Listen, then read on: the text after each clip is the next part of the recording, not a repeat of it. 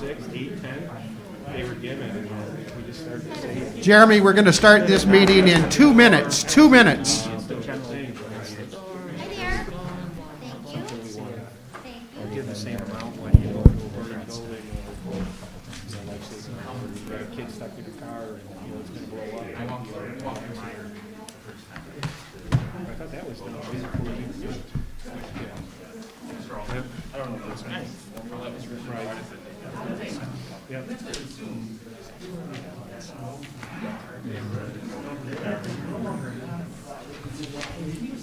Scott, was it his first day today? I think so.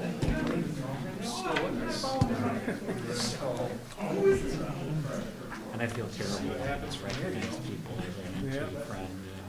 And Yeah. I wouldn't call it a performance project. It's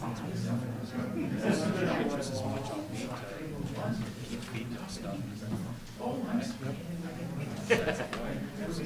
Yeah. Sometimes.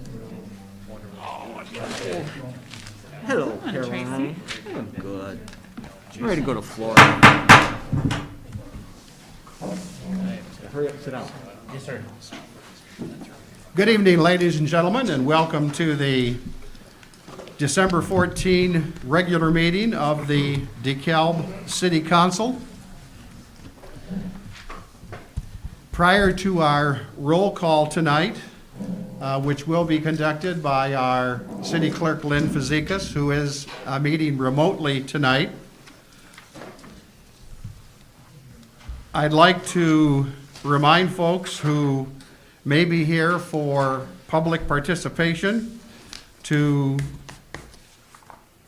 be ready to come up during the public participation item on the agenda, or simply to wait until the item on the agenda to which you'd like to speak might be coming up. You have that choice, and we'll make that clear as we go through the agenda. Also tonight, we have a number of presentations and announcements, some of which will be done via Zoom, some which will be a hybrid situation where we'll have some folks in the audience and other folks on Zoom. So bear with me as we move through the agenda tonight. With that being said, I'd like to ask City Clerk Fazekas to call the meeting to order and make the roll call, please. Morris. Here. Finucane. Here. Smith. Here. Perkins. Here. McAdam. Here. Verbic. Here. Favor. Alderman Favor. Alderman Favor is not here this evening. Mayor Smith.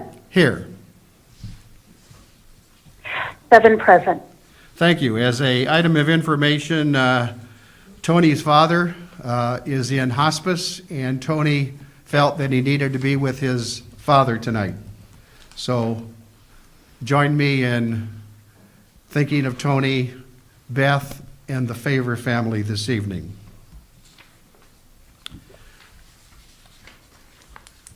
Would you kindly rise and join me in the Pledge of Allegiance? I pledge allegiance to the flag of the United States of America and to the republic for which it stands, one nation, under God, indivisible, with liberty and justice for all.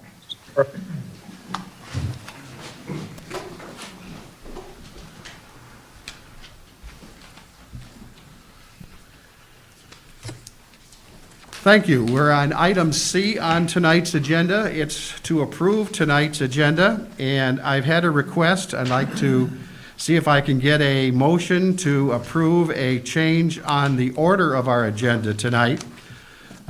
Because Gary Hansen is going to be presented a proclamation on his day, Gary, as you know, has been very, very instrumental in a number of things here with the city of DeKalb, and I think Gary would like to speak to the intergovernmental agreement, which is item J1 on the agenda tonight.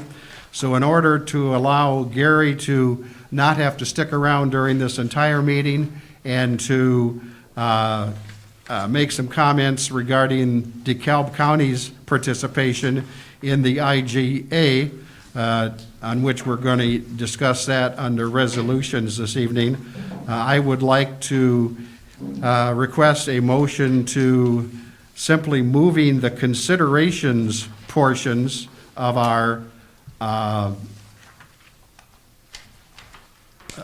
agenda tonight to the end of the meeting after ordinances. So moved. Second? It's been moved by Alderman Perkins, seconded by Alderman McAdams, No, Smith. or Alderman Smith, excuse me, that we make the agenda changes as I had outlined. Any discussion? Roll call, please.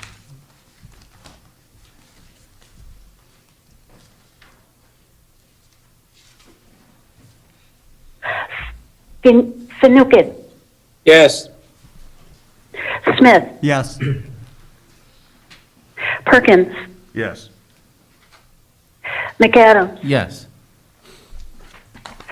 Verbic, Yes. Morris, Yes. Mayor Smith. Yes. 7 aye. Thank you. The agenda is approved as amended. Okay, now we do move to public participation. And again, we have no one on Zoom tonight, I don't believe, who has asked to participate in public participation. We have a couple of individuals who are with us tonight.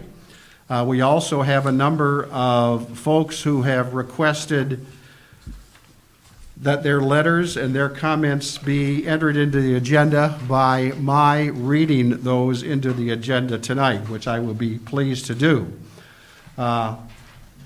However, to allow those who may be in the audience to indicate their wishes on where we want to go with public participation as it relates to their particular comments, we have Sasha Cohen and Andy Tillotson. Sasha, are you here with us? Would you like to speak now? You'll defer until we get to that item on the agenda. Andy? You'd prefer there to wait there? Okay, so we'll wait. Both of those individuals would like to speak on L1. Okay?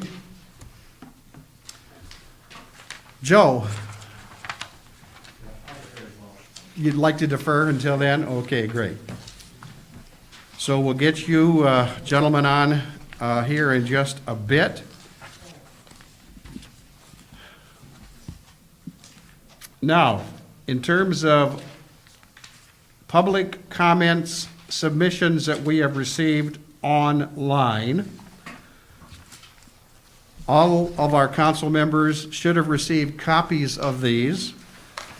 The first one is from Liz Hyink, Hyink. I have no address on Liz. Her comments included a number of links on which we as a council could educate ourselves on the items that she'd like to have us address. Keeping in mind that we like to keep a time limit of 3 minutes or less on submissions. Her comments basically deal with considering how to equip our community with knowledge about flea prevention and therefore lessen COVID-19 spread.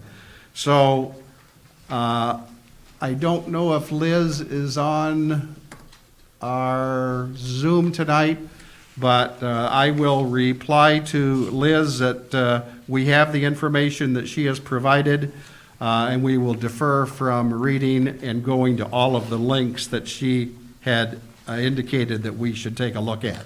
Is that okay with council? Okay.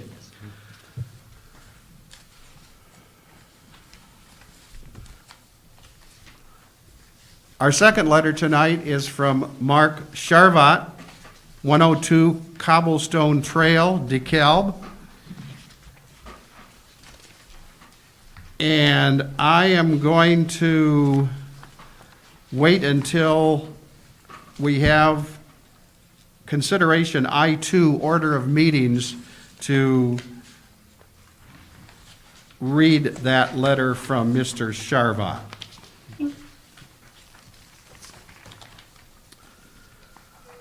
Also, I have a letter, online public comment submission form from John J. Wett, 127 Tilton Park Drive. And he has a very short comment on J4, the transfer of the city-owned transit equipment to DeKalb County. So I will read that when we get to that item on the agenda.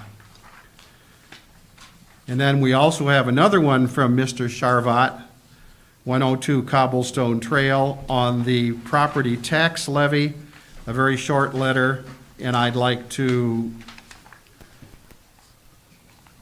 read that when we get to that item on the agenda. And also I have one here on the Chicago West plat of subdivision approval from Tim O'Driscoll, and I will again defer until we get to that item on the agenda tonight. Does that sit well with our council members tonight? That we'll do that? Okay. Mayor, Yes, I think- Alderman Morris. I think you missed the second letter from Liz Hyank, unless those are two and one and the same. I think it's one and the same from what I had gathered. If it isn't, I will, one has a number of links. I think they're two separate ones. Yeah, they're but two different separate ones, and the topics. second one Okay. is a very different topic. I so- beg your yeah, pardon. And it's brief. Liz too. Hyank has indicated that she'd like her comments to be submitted. Well, she'd like them under D, public participation, so I'll go ahead and read that now. And then we'll wait for the agenda item to read the other ones. So this is from Liz Hyank, H-Y-I-N-K. I do not know where she lives or what her phone number is, but she submitted this today by online. And her comments are thusly. Thank you, Alderman Morris, for reminding me of that. Her comments are very short. What is your plan to keep people in our community safe if they lose housing? My understanding is that the health department provides temporary lodging to quarantine, but what about general non-congregate living options? Hope Haven has offered support for years, but the shared and limited living space in the shelter may need to adapt to fit current needs. Have you researched the projects of other cities for tiny home villages? Question mark. End of letter from Liz Hyank.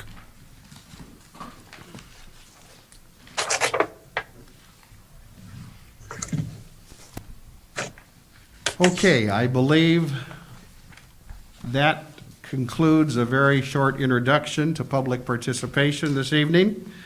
Now let's move on to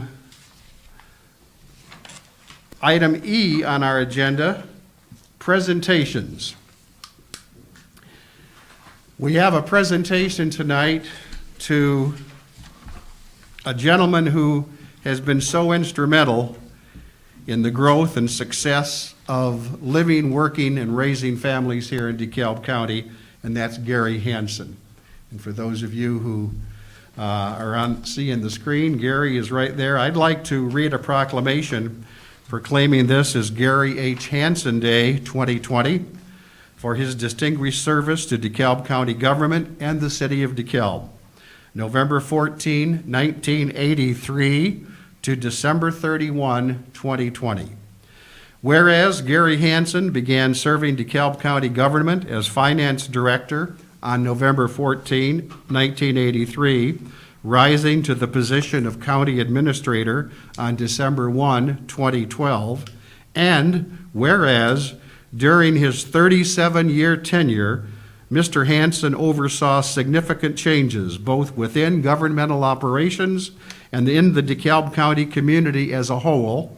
And whereas the accomplishments of Mr. Hansen include being a part of either the updating or the building of each one of the county's 9 buildings, the negotiation of a number of intergovernmental agreements with the city of DeKalb, and financial accounting practices that merited the Certificate of Achievement for Excellence in Financial Planning and Reporting for the county's comprehensive annual financial report for 33 consecutive years. And whereas Mr. Hansen has always been someone who has a vision for the future while remaining mindful of the taxpayers' dollars, and whereas he has always striven to find win-win situations in every negotiation, and whereas Gary Hansen will be retiring as county administrator on December 31, 2020, after completing 37 years of commendable dedication to DeKalb County government, and whereas the DeKalb City Council wishes to acknowledge the exceptional service of Mr. Hansen to DeKalb County government and the city of DeKalb, now therefore I, Jerry Smith, the mayor of the city of DeKalb, proclaim that today and this evening is officially designated as Gary H. Hansen Day in the city of DeKalb, Illinois, given in DeKalb this 14th day of December 2020.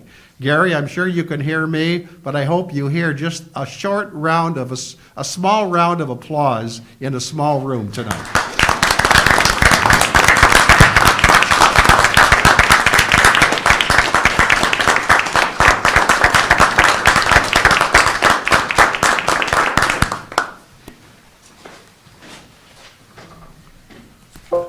Gary, I hope you have something to say.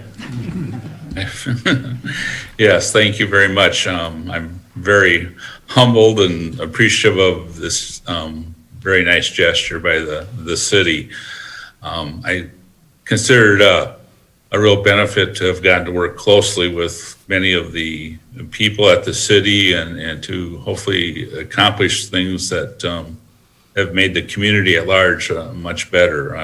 I look on the names on the screen or see some of the faces at the meeting, and it's just a lot of people I've had an opportunity to work with.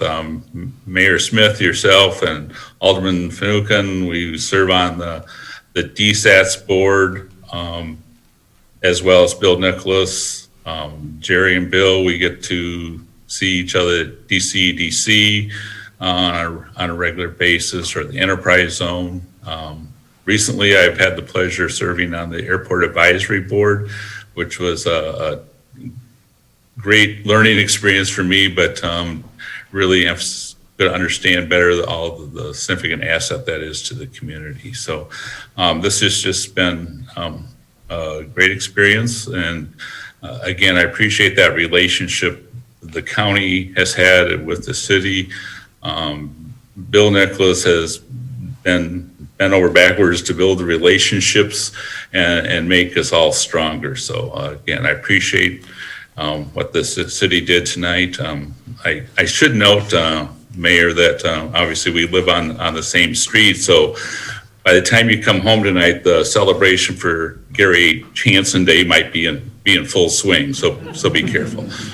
Listen, it's been a long day, Gary. I'd like to get some sleep tonight, okay? So hold it down over there, okay? Okay. Yeah.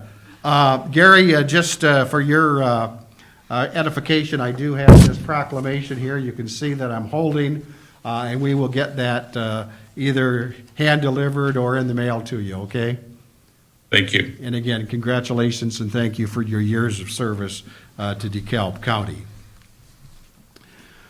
Okay, our next item of business is a certificate of recognition or certificates of recognition presented to the city, the Kishwaukee Water Reclamation District, and Facebook. And I am going to call on Reese Errett. Reese, are you on Zoom with us? Yes, I am. Okay, I am going to let you open the meeting if you'd like. I see Megan Green, you're also on. So Megan and Reese are members of an organization that would like to present certificates to the city. And Merle Domina from 350 Kishwaukee is with us this evening. And she will be actually presenting the physical certificates. So Reese, if you feel comfortable, why don't you get the proceedings underway with presenting these certificates, and then Merle is here in the building to actually present the certificates to the parties, okay? Yep, thank you very much. So on behalf of NIU Green Paws Environmental Alliance, I'd like to present a certificate of appreciation presented to Mayor Jerry Smith in cooperation with the city of DeKalb in honor of the decision to bring a Facebook data center powered by 100% renewable energy to the DeKalb area. Thank you. Thank you. Thank you very much. It's been very, very enjoyable working with folks who care and have such a passion for the environment in our community. 350 Kishwaukee certainly has that. Your organization does. And so on behalf of the citizens of the city of DeKalb, I'm very, very pleased to present or to accept this certificate. Thank you. Reese, I understand we have a couple more awardees. Yes, those are a certificate of appreciation presented to Kishwaukee Water Reclamation District, also in cooperation with the city of DeKalb, for bringing in the Facebook data center, and also Facebook Incorporated as well for coming to DeKalb and setting up such a revolutionary facility. It's truly inspirational. Is anyone here from the Kishwaukee Water Reclamation District? If not, we'll get that to Mark Eddington. Yeah, you can just hold on to that and get that to him, Merle. And also, we have the Community Relations Manager for Facebook with us tonight, and that is Matt Sexton. Matt, you're there. Perhaps you'd like to say a few words about not only in accepting this award, but why all the plaudits are going to Facebook regarding the environment and sustainability. Well, thanks so much, Mayor Smith, and thank you, Reese, for counting us among the folks tonight that are receiving the acclamation. Facebook is proud of its commitment to be 100% supported by renewable energy. The goal was by the end of this year, which the DeKalb Data Center was a huge part of our portfolio to make that possible by working on the wind farm just south of here to help power the site. We've also committed to reaching net zero emissions across our entire value chain over the next decade. And again, our partnerships here on the ground in DeKalb and in Illinois broadly are going to be crucial to reaching that goal as well. I won't go on and on, but there's a lot of different places Facebook could choose to put a data center, and really the kind of intangible qualifiers for a project are our community partnerships and the confidence we have in the folks on the ground for us to execute these projects, and then hopefully their confidence in us to be good stewards in the community and of the environment that we all rely on. So again, Reese, want to say thank you. I want to thank Mayor Smith and the council writ large for having us, and we are very, very excited to call DeKalb home for many years to come. So thank you very much, and if I don't see y'all, have a great holiday season. Thank you, Matt. I appreciate it. And Merle has the actual plaque and the certificate. We'll hold on to that so that next time you're here in our fair city, we can give that to you, okay? Not soon enough. Thank you. Very good. Happy holidays to you. And I think Megan was going to say a few words. Megan, would you like to say a few words? I also am part of the Green Paws Alliance here Northern Illinois University, and I appreciate this data center coming to DeKalb. I think it's really cool and inspirational because I'm really a fan of renewable energy and sustainability, so it's cool. Well, thank you very much. I appreciate Reese and Megan and Matt joining us on Zoom tonight, and we'll make sure that we get that plaque to the Kishwaukee Water Reclamation District, and we'll proudly hang this somewhere in City Hall. Merle, do you want to say anything? If anyone's interested in the environment and particularly the climate crisis, feel free to let us know. We have monthly meetings on the last Monday of every month. So the last Monday, it would be after this meeting. Hope you all continue to be good people. I mean, around DeKalb. It's been a very nice city to live in. Thank you, Merle. Appreciate your assistance tonight on this. Thank you. You're welcome. Okay, we got that through pretty well, that hybrid Zoom and individual. So we appreciate everybody who took part in that, and it was great. So let's move on to item F, appointments. There are no appointments this evening. We had a number scheduled for tonight, but we felt because we have so many charts, so many graphs, and so much other business that we would hold those off until the meeting on the 28th of December. I have about at least a dozen reappointments and about 3 new appointments for this council to consider on the 28th, perhaps a few more than that. Okay, moving along to item G on the agenda, the consent agenda. All items listed on the consent agenda are usually enacted in one motion, unless any of the 3 items that are on the consent agenda is requested to be removed by a city council member. Is there any wish to remove any of the items on our consent agenda tonight off the consent agenda? If not, let me read those, and then I'll ask for a motion to approve our consent agenda.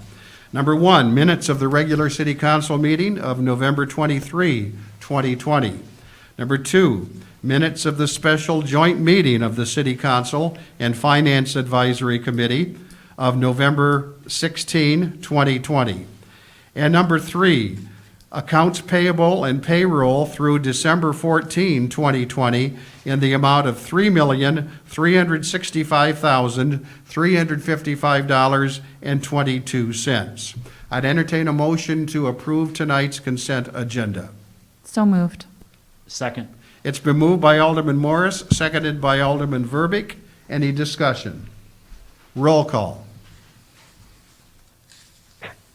Smith, Yes.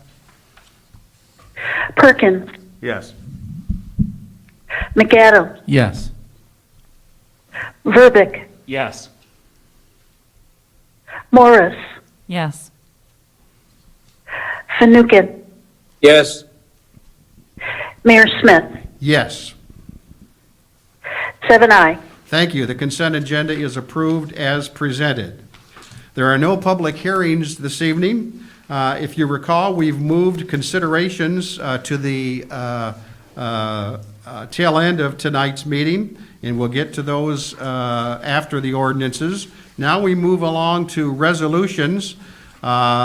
The first one is the item on which I know Gary Hansen would like to speak, and I know Gary is anxiously awaiting getting his party started at home. So let me read the resolution number 1, and then we will ask for a motion to approve that, and with any comments that anyone would like to make.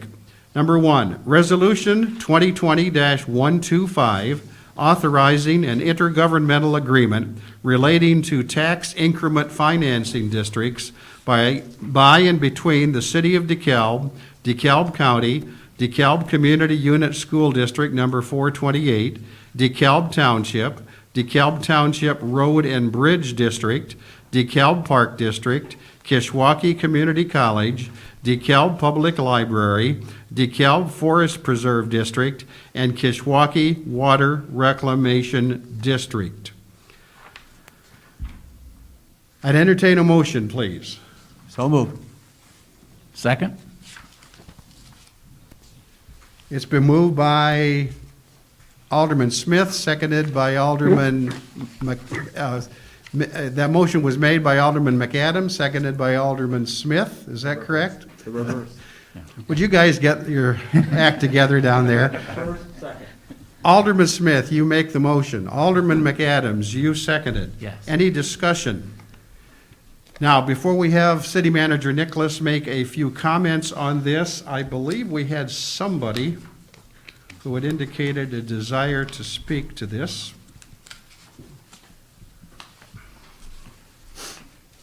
If I was not mistaken. J1. No, somebody wants to speak to J4, so, okay. So, with that, Bill, I'll let you start, and I know Gary wants to make a few comments. Thank you, Mayor. Can everybody hear me okay through the mask? Okay. Yeah, get up to the microphone there, Yeah. if you would, please, thanks. Yeah, got a lot of paper here, too.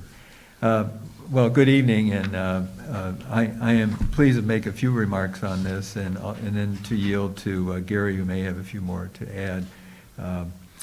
The intergovernmental agreement before you tonight has two general purposes. There's a fair amount of background here to fill in details, but for the people looking in and for people in the audience here tonight, one of those purposes is to codify in an IGA, rather than say intergovernmental agreement, I'll say IGA, some changes that have been made in the direction of more transparency and accountability for DeKalb's TIF program over the last couple of years. Some of these actions have been taken individually by the City Council. Some of them have been in the form of minutes and consensus discussions at the Joint Review Board level, but this would bring them into a more formal and I think defensible over the long term framework.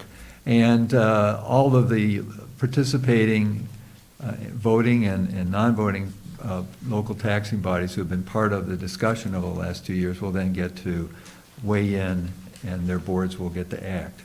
So transparency and accountability and steps that have been taken. The other piece is just as important, in fact, in many ways more important. That is to address a concern that was at the heart of the forensic audit that looked at the DeKalb TIF program from 2010 through 2018.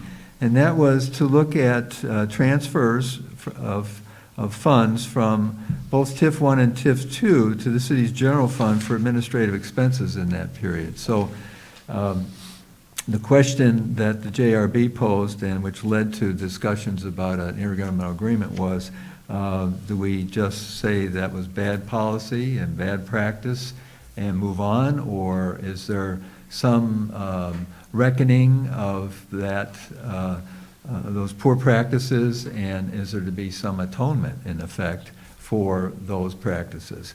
A couple of other things that were on the table, and that is to look at sales tax surplus distributions that had not been going to other taxing bodies, but the city and the state of Illinois were sharing in, and also just to formalize steps that have been taken by the council with respect to the determination of TIF 1, which is to end at the end of 2021, and what will happen with the continuation of the tax surplus distributions that have been coming out of TIF 1 toward the other taxing bodies. So the IGA addresses all of these. I won't go into great detail. I'll just say that the TIF 1 surplus payment, according to the IGA, would continue in 2021. The TIF 1 would be terminated on December 31st, 2021. It's one of the points in the IGA. A TIF 3 surplus would be declared, and we hadn't talked about this just at the council level, but it's been much discussed at the JRB level particularly since July and through a meeting in July, 2 meetings in July, and then one at the end of October, which led to this draft IGA before you tonight. And the point of that surplus is here to focus in on the monies that had been TIF monies had been taken from TIF funds and put into the general fund for administrative purposes of the city of DeKalb. And so beginning in 2022, there would be an annual amount equivalent to 30% of the annual total property tax increment that would be proportionally shared with the other local taxing bodies based on their proportion of the tax bill annually. And then beginning in 2026, that would go up to 50%. So that is just very specifically address those monies that had been transferred in 2009 to 2018. Also, the annual sales tax surplus, which will continue till the end of TIF 1 in 2021, so for about another year, that would be also proportionally shared with the other local taxing bodies. The JRB will meet no less than quarterly. That's how it's been meeting since early in 2019, but this now codifies and creates a formal framework for that. And at each quarterly meeting, the city would provide a JRB with TIF financials, basically every dollar that came in and every dollar that went out of the TIF. In this case, it would be TIF 1, and then after 2021, it would just be TIF 3. It's TIF 1 and TIF 3 now. That's information that has been shared, but now it again formalizes the responsibility. The city would also waive any statutory allowance for a reimbursement of any future administrative costs that would possibly come out of the TIF program. Also, the city would reimburse the school district, which had been very, very instrumental, particularly through Gino Galuzzo, who was the attorney for the school district in initially back in late 2018, identifying some of the issues that are being addressed by the IGA. And there were some substantial legal fees that were incurred by the school district in behalf of everybody, and so we had agreed to pick that up. Also, there is a release for that period, 2010 to 18, which we've already seen a forensic audit in, a release with respect to the information that was fleshed out by that forensic audit. Not things that we don't know about or things that were never discovered, but things that are known that the other taxing bodies will hold the city harmless, and that is sort of the quid pro quo for the revenue sharing that will go on with TIF 3 over the life of TIF 3. So in a brief way, and I tried to be brief, those are the terms. Maybe to set up Gary, the county of DeKalb has from the beginning, and all these local tax bodies have from the beginning been involved as members of the JRB. I am very appreciative of Gary Hance's very active participation, particularly since the beginning of 2019 when I've been involved in this program, and also in addressing deficiencies and flaws in the program. And he has provided great leadership for much of that time. He was the chair of discussions, and sometimes very fierce discussions, but ultimately collaborative and cooperative, and I'm very grateful for his contributions. Gary, would you like to make a few comments? Yes, thank you, Mayor Smith. You know, when you've been around as long as I have in this business, what might seem as history for some of you is still a current event for me. But I was here when that original TIF district was created, and I recall the great plans that were being proposed, and it was an exciting time to think what might happen. But somewhere along the way, you know, things didn't work out quite as been envisioned. I'd say, you know, up to probably like 2 years ago, what we found was that the city of DeKalb was miles apart from the rest of the taxing bodies, and tensions were growing. Probably by the week, things were getting worse. And then the city did something really good, was you brought in Bill Nicholas, and that changed the course of how things were going. And I was reminded of a quote from Martin Luther King that I'm going to share with you, and it says, "We must learn to live together as brothers or perish together as fools." And I think of Bill a lot when I think of that quote, because As a he fool, decided Gary? early on that we needed to unravel this mess and work together to address all the different concerns. And it took the 2 years of trying to figure out how to do that, and Bill did a nice job just summarizing that for you, what this IGA presents. And I think it really sets us on a good course for the future, for the accountability, and also for some responsibility for those administrative costs that went awry in past years. So, I very much endorse this proposal. The county board has passed it. The Forest Preserve District has passed it. So from both parts of the county, we very much see this as a good launching spot for the future. And we certainly hope that the city of DeKalb and all the taxing bodies will embrace it and that we move forward. There's some really exciting features in here that we should be able to make TIF do what it was intended to do. And if that happens, even as much good things as happened in downtown DeKalb recently, even more should transpire. So I appreciate the opportunity to make some comments, but I certainly, on behalf of the county, readily endorse this and encourage your support. Thank you. Thank you, Gary. I appreciate those remarks. Now, I'd like to see if anyone on the council would like to have any further comment or ask any questions. Bill had something I else. I just, Mayor, just very quickly. Yes, I'm sorry. Just one point, just a small point, but to clarify the, and I appreciate the contact I received from one of our local citizens, a very active citizen and very thoughtful, to drop me a note to say that there is no such thing as a DeKalb Forest Preserve. It should say DeKalb County Forest Preserve. And that would, I think, John, fall under the heading of a scrivener's error. So we'll make sure that as that gets to the County Forest Preserve for signature, we'll have somebody write in county and initial it and so forth. We're right now in the process, as Gary said, of having a virtual signing, so it's going from one place to another and scanned and sent and scanned and sent and so forth. And we're just starting into that process now. And we've had 5 different taxing bodies already act on this, so we'll take care of that problem. Thank you, City Manager Nicholas. Now, Mike, did you have something?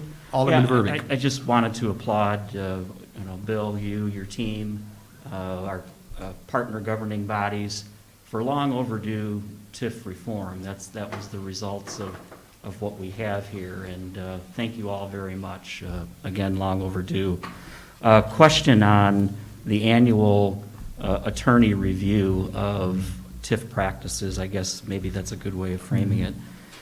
I believe we've got an excellent framework now with this reform to avoid repeating the mistakes of the past.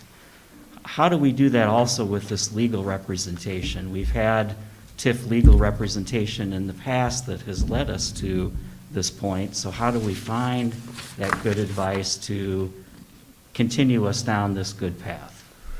That's a good question. May I begin? Please, yeah. Okay, and this was a discussion at a couple sittings, whether we needed this layer. And while I agree with you that I think we have the framework now that has a number of safeguards in it, I have to say that most of the other taxing bodies felt very strongly that we had a pretty good framework through state statute and the earliest ordinances setting up TIF 1 as well. But things went wrong because people sometimes don't do the right thing or don't do the thoughtful thing. And so that's what this piece is for. It's an extra way, apart from city actors, that the other taxing bodies can have some comfort that everything has been reviewed properly. And so it's there. Now, who would that be? To start off, the other taxing bodies, and this was a collaboration and cooperative discussion, felt that probably the most responsible, and I alluded to this earlier, legal firm in terms of the early and pretty consistent and constant investigation of what had happened and where we might be able to go, as was Mr. Galuzzo's firm. So that we would start there, and then we'll see how that goes. This is not going to be a moneymaker, but it would, just to look at the quarterlies, that's probably not a bad price. Thank you. Any other comments or questions regarding this? Alderman Morris and then Alderman McAdams. Sure. I too want to applaud this. This is really an amazing piece of work that you all came together to create a solution like this rather than going to arbitration or something terrible like that. So I appreciate that you guys came to this. So I have one question. It notes here that the JRB may meet less frequently than that which is required, no less frequently than that which is required by the Illinois TIF Act. And Right. how frequently is that? Once a year. And this was, the intent here was to acknowledge the terrible storms. Things can happen when meetings are planned 3 months ahead of time, but that is not to be our normal practice, but can be no less than the once a year. This gives us a little bit more local A little control, bit. if you will, Yeah. of the entire scenario. Anything else, Alderman Morris? That's all. Thank you. Okay, Alderman McAdams. So FDR once said that if you put 10 economists in a room, you'll come up with 11 opinions. And that's what it felt like when we started this process. We had very wide variety of positions, and it did not seem like it could be brought together. So I'm echoing the other aldermen as well in commending everyone involved in the process and working together to find solutions. I'm shocked and pleased that we've come this far this quickly. And I'm very, very happy with the efforts of the city staff as well as the other taxing bodies. Thank you, Alderman McAdams. Any other comments or questions? If not, we have a motion on the floor and a second. Roll call, please.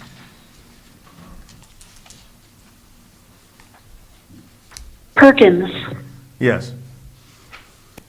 McAdams, Yes. Verbic, Yes. Morris, Yes. Fanouken, Yes. Smith, Yes.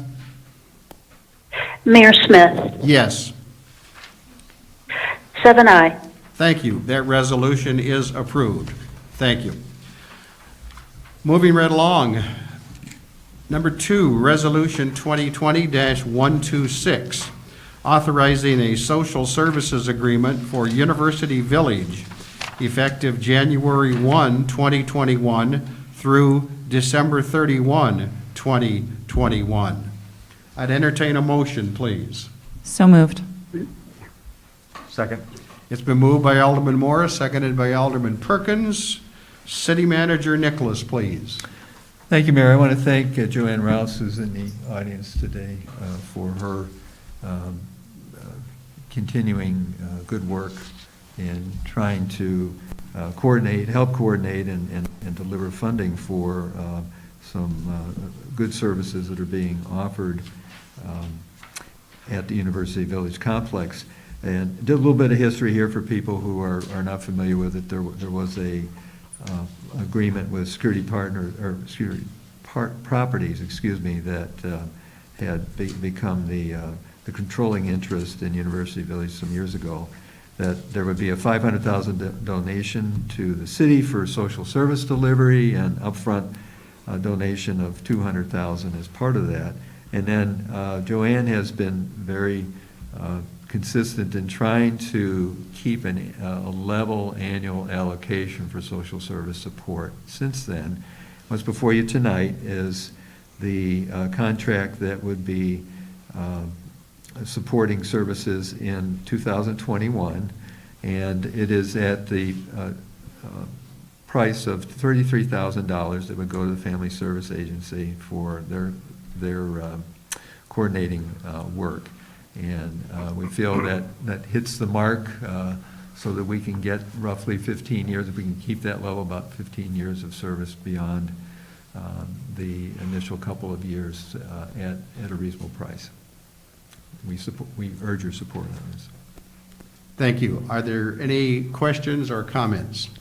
I would like the Alderman Morris. So, City Manager Nicholas, you said that the first 200,000 was paid up front. Mm-hmm. When does the other 300,000 come? Well, what, as I had explained here, that, we have it, we're meeting it out in about $30,000 to $33,000 a year from here forward until it's exhausted. So that's where the 300,000. Oh, will so be the spent. original It's 200,000. been spent. Okay. Gone. It was- 300,000 to be divided, right, and last year was one of the first years, and now this is another second year, and we'll keep going. Got it. Okay, thank you. Any other questions or comments? Before we call for a vote tonight, I'd like to indicate to council that I will be abstaining from this vote tonight simply because I am an ex officio member as mayor of the city of DeKalb of Family Service Agency. And while I cannot vote on this at Family Service, I prefer not to vote on this action tonight. So we do have a motion on the floor, a second, to approve this resolution. Hearing no further discussion, roll call, please. McAdam, Yes. Verbic, Yes. Morris, Yes. Fanouken, Yes. Smith, Yes. Perkins, Yes. Mayor Smith. I will abstain.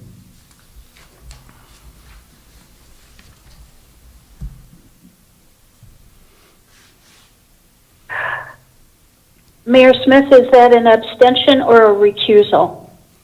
Recusal, I think. Thank you. I said, did you hear the reasoning for my not voting on this tonight? Yes, that's why Okay. I asked. Okay, very good. If I used the wrong term, I'm sorry. Okay, that resolution is approved. Thank you. Let's move right along to Resolution 2020-127, authorizing the approval of the City of DeKalb Public Transportation Agency Safety Plan and establishing safety performance targets for the City of DeKalb Public Transit. I'd entertain a motion, please. So moved? Second. It's been moved by Alderman McAdams, seconded by Alderman Fanouken. City Manager Nicholas? Thank you, Mayor. Agencies that receive federal funds and operate public transit systems need to have safety plans. Good idea, very understandable. What's before you tonight is a resolution authorizing the plan that the City of DeKalb has come up with. We didn't do this in isolation. We have collaborated with the Illinois Department of Transportation, and they have a consultant that works with local agencies, RLS and Associates, and we've worked with them. The city receives about $1 million a year from the FTA based on our transit statistics, so this is an imperative to have, and what's before you tonight is our plan, and we hope that you will support it. Thank you. Any comments, questions? Roll call, please. Verbic, Yes. Morris, Yes. Fanouken, Yes. Smith, Yes. Perkins, Yes. McAdams, Yes. Mayor Smith. Yes. 7-0. Thank you. That resolution is approved. Our fourth resolution this evening, Resolution 2020-128, authorizing the transfer of city-owned transit equipment to DeKalb County. I'd entertain a motion, please. So moved. Second. It's been moved by Alderman Verbic, seconded by Alderman Perkins.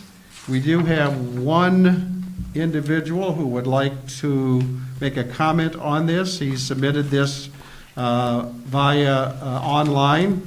That's from J.J. Wett, 127 Tilton Park Drive. And he says, with the VAT contract coming to a close this year, I believe it is only right and just to help them continue to serve individuals outside of DeKalb. I wholeheartedly support this resolution. That from J.J. Wett, 127 Tilton Park Drive. City Manager Nicholas, anything you'd like to say? Just to say that the city staff agree wholeheartedly with Mr. Wett, and the details with respect to the equipment that would be transferred are on page 10 of your background. You see there's some radios and cameras and a computer server, and all this equipment would be very useful to the County of DeKalb and Voluntary Action Center in particular. Thank you. Any comments or questions? Roll call, please. Morris, Yes. Fanouken, Yes. Smith, Yes. Perkins, Yes. McAdams, Yes. Verbic, Yes.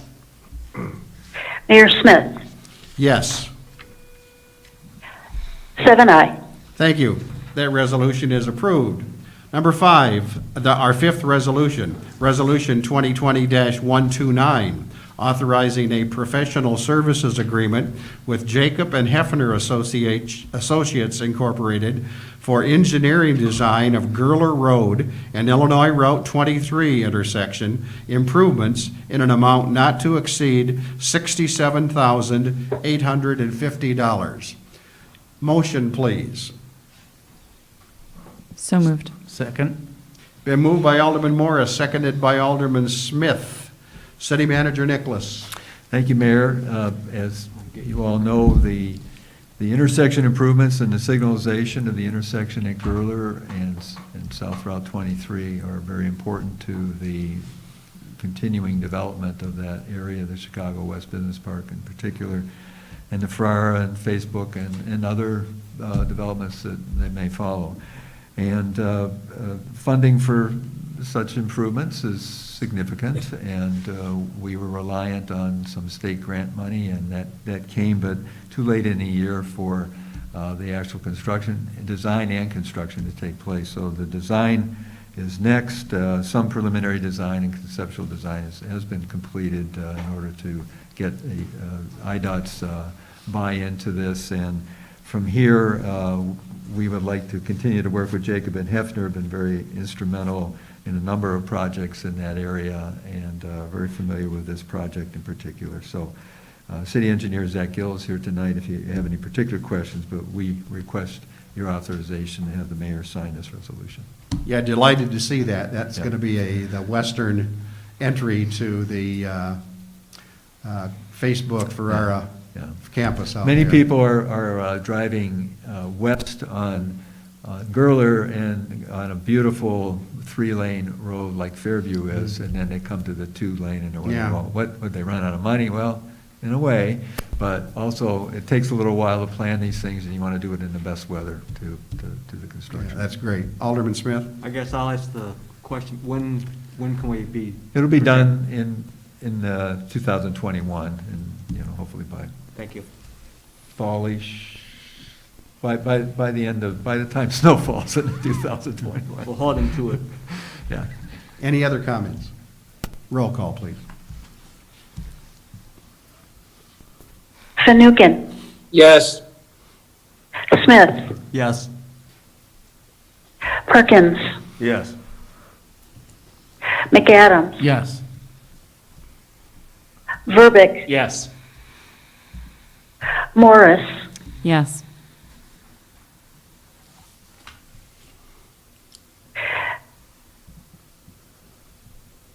Mayor Smith. Yes. 7 aye. Thank you. That resolution is approved. Number 6, our 6th resolution this evening. Resolution 2020-130, approving a collective bargaining agreement between the City of DeKalb and the American Federation of State, County, and Municipal Employees, AFSCME, Council 31, Local 813, from January 1, 2021 through December 31, 2021. I'd entertain a motion, please. So moved? Second. It's been moved by Alderman McAdams, seconded by Alderman Morris. City Manager Nicholas? Thank you, Mayor. Just a couple of words by way of introduction. Clearly, COVID has wrought havoc on public budgets as it has many private budgets as well in the past almost a year. And early on in 2020, as we saw this breaking in the United States and the impacts first being felt through public policy and economic constraints in our community, we convened meetings of the three unions that serve our employees, and also had representatives from non-bargaining units. Had some really open and frank conversations about where we were, where we thought we might be. And I want to introduce Mike Taylor, president of Local 813, who was one of the first voices to say, what do you need? How can we help? And one of the ways we could help, of course, was to look at our spending. And personnel is the largest spending category that we have with the City of DeKalb. Our employees, supported by that spending, are the key to our services. And it was just typical of Mike and 813 that they would say, look, if we could, we were initially thinking we're coming to the end of this year and the end of a 3-year contract, maybe we'll do another 3 or 4 year contract. And he said, well, look, we don't know how things are going to go. How about if we do a 1-year contract on some very direct and simple terms? The term is, we will not ask for a pay increase. We know that the city is strapped. And no change in the health insurance, exchange for the fact that it'd just be a 1-year contract. And so what you have before you in your background is just that. I will add one thing. We were putting this together for your meeting tonight, and in the back there is since there's no increase, we had the 2020 wage schedule carried that was just going to stand by itself, and the language in the contract said no increase. But we thought it would be better as people look back and people want to see specifically a date that conforms to the coming year, that we would add one more appendix here. And so that's what we've done. We've revised that. That's why you have a sheet at your table. It's the same numbers as you see under the 2020 wage schedule. So with that, only that change, the substitute of that page, we recommend your support for this very, very collaborative and very, very generous initiative. For those of you who've moved and seconded on this resolution, you're okay with that one change? Yes. Okay, very good. Any further comment?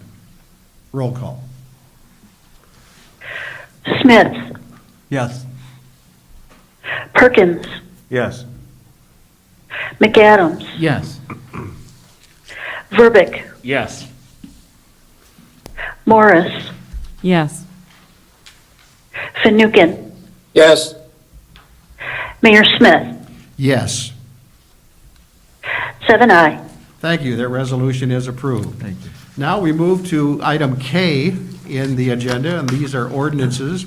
We have 3 this evening that have been approved on first reading. They're back to us here now for second reading and final approval. Number 1, ordinance 2020-069, authorizing the 2020 levy and 2021 collection of taxes in and for the corporate and municipal purposes and special service areas of the city of DeKalb for fiscal year 2021. I would entertain a motion, please. So moved. Second. It's been moved by Alderman Verbeek, seconded by Alderman Perkins. Before we get to City Manager Nicholas, we do have one online submission and a comment on this, and that is from Mark Sharvat, 102 Cobblestone Trail, DeKalb, Illinois. On the property tax levy, the council, for the first time in 20 years, gets it. I have, year after year, showed up in person to the December council meeting to express my concerns about raising property taxes, and most recently last month to the usual blank stares I always receive from council. So I must tell you, I am pleasantly surprised that this council is doing the right thing in passing this tax levy with a reduction in the dollars paid by the average homeowner. Though it wasn't without a fight, I spoke out against the 4 initial proposals our city manager proposed, which all involved a property tax increase on all residents of DeKalb. This increase was proposed at a time when your constituents are going through hard times as a result of a pandemic. So my thanks to those aldermen who somehow convinced our city manager to do the right thing for once when it comes to property taxes. I can only imagine if this council had worked harder on reducing the budget and making further cuts, how the tax burden could have been further reduced. Let's work on that in 2021. Speaking of 2021, with Ferrara and Facebook going online next year, I'd like to see the council schedule a workshop meeting to come up with a plan of action on how these tax dollars generated can be used to further reduce the excessive property tax burden the citizens in DeKalb are faced with. Lawmakers have been promising a downward pressure on property taxes as a result of Ferrara and Facebook. Let's not figure out ways to spend the money. Let's give it back to the homeowners in our community. That's signed by Mark Sharvat, 102 Cobblestone Trail. With that, City Manager Nichols. Thank you, Mayor. I have a different recollection of the process by which we got to this point, but be that as it may. What's before you in this ordinance on second reading is a proposed corporate levy of $6,522,456. That partially pays for fire pension obligations of the city in 2021 and partially pays for police pension obligations. We will not be extending a levy for the library debt service this year. We will fully abate that, and that will come out of our general fund. And the reason for that is the 4% multiplier that the township and the county have put on the city of DeKalb for 2020 taxes payable in 2021, which would have an upward effect, even with a slightly higher levy on the tax rate, and hence probably a tax increase. In this case, what we're looking at, if our best guess, and at this point that's all we can have, a best guess at our community-wide rate-setting EAV is correct, that $6,522,456 should result in a corporate tax rate of 1.0662, which is 7.62% lower than the last year's rate. So I think that's a leader in terms of what local taxing bodies are contemplating, in fact, possibly around the state. We will not levy for our IMRF obligations, our Social Security obligations, or general corporate purposes, again, because we want to keep taxes down.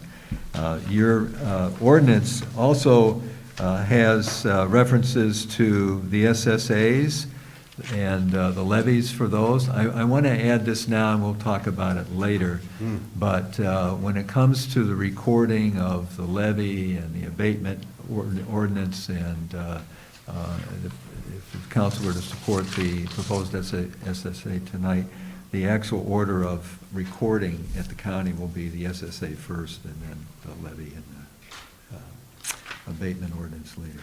So that's what's before you tonight. We support your approval of this on first reading, and we ask you to approve it on second reading. Thank you. Alderman Morris. I just wonder if we shouldn't amend the order that we deal with these in. Since this,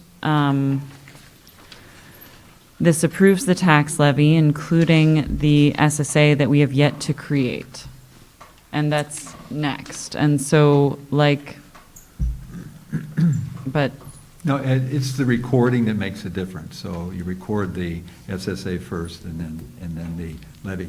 The issue you have tonight is you've already acted on the levy once, and now it's up for second reading, so you can't put the oh, right, first I'm reading sorry. in front Okay, of the second yes, reading. yes. Yeah.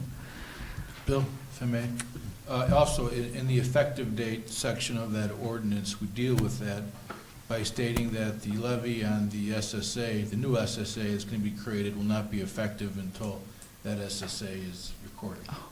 So we did incorporate that because it is a concern. Okay, thank you. Okay. Any other comments? Okay, this is second reading. If approved, this would approve this ordinance. Roll call, then. Perkins, Yes. McAdams, Yes. Verbic, Yes. Morris, Yes. Yes. Fanouken, Yes. Smith, Yes. Mayor Smith, Yes. 7 aye. Thank you. That ordinance is approved. Number 2, ordinance 2020-070, abating taxes levied for corporate purposes of the city of DeKalb, Illinois for the tax year 2020 bonds. Motion, please. So moved. Second? It's been moved by Alderman Perkins, seconded by Alderman Verbic. City Manager? Thank you, Mayor.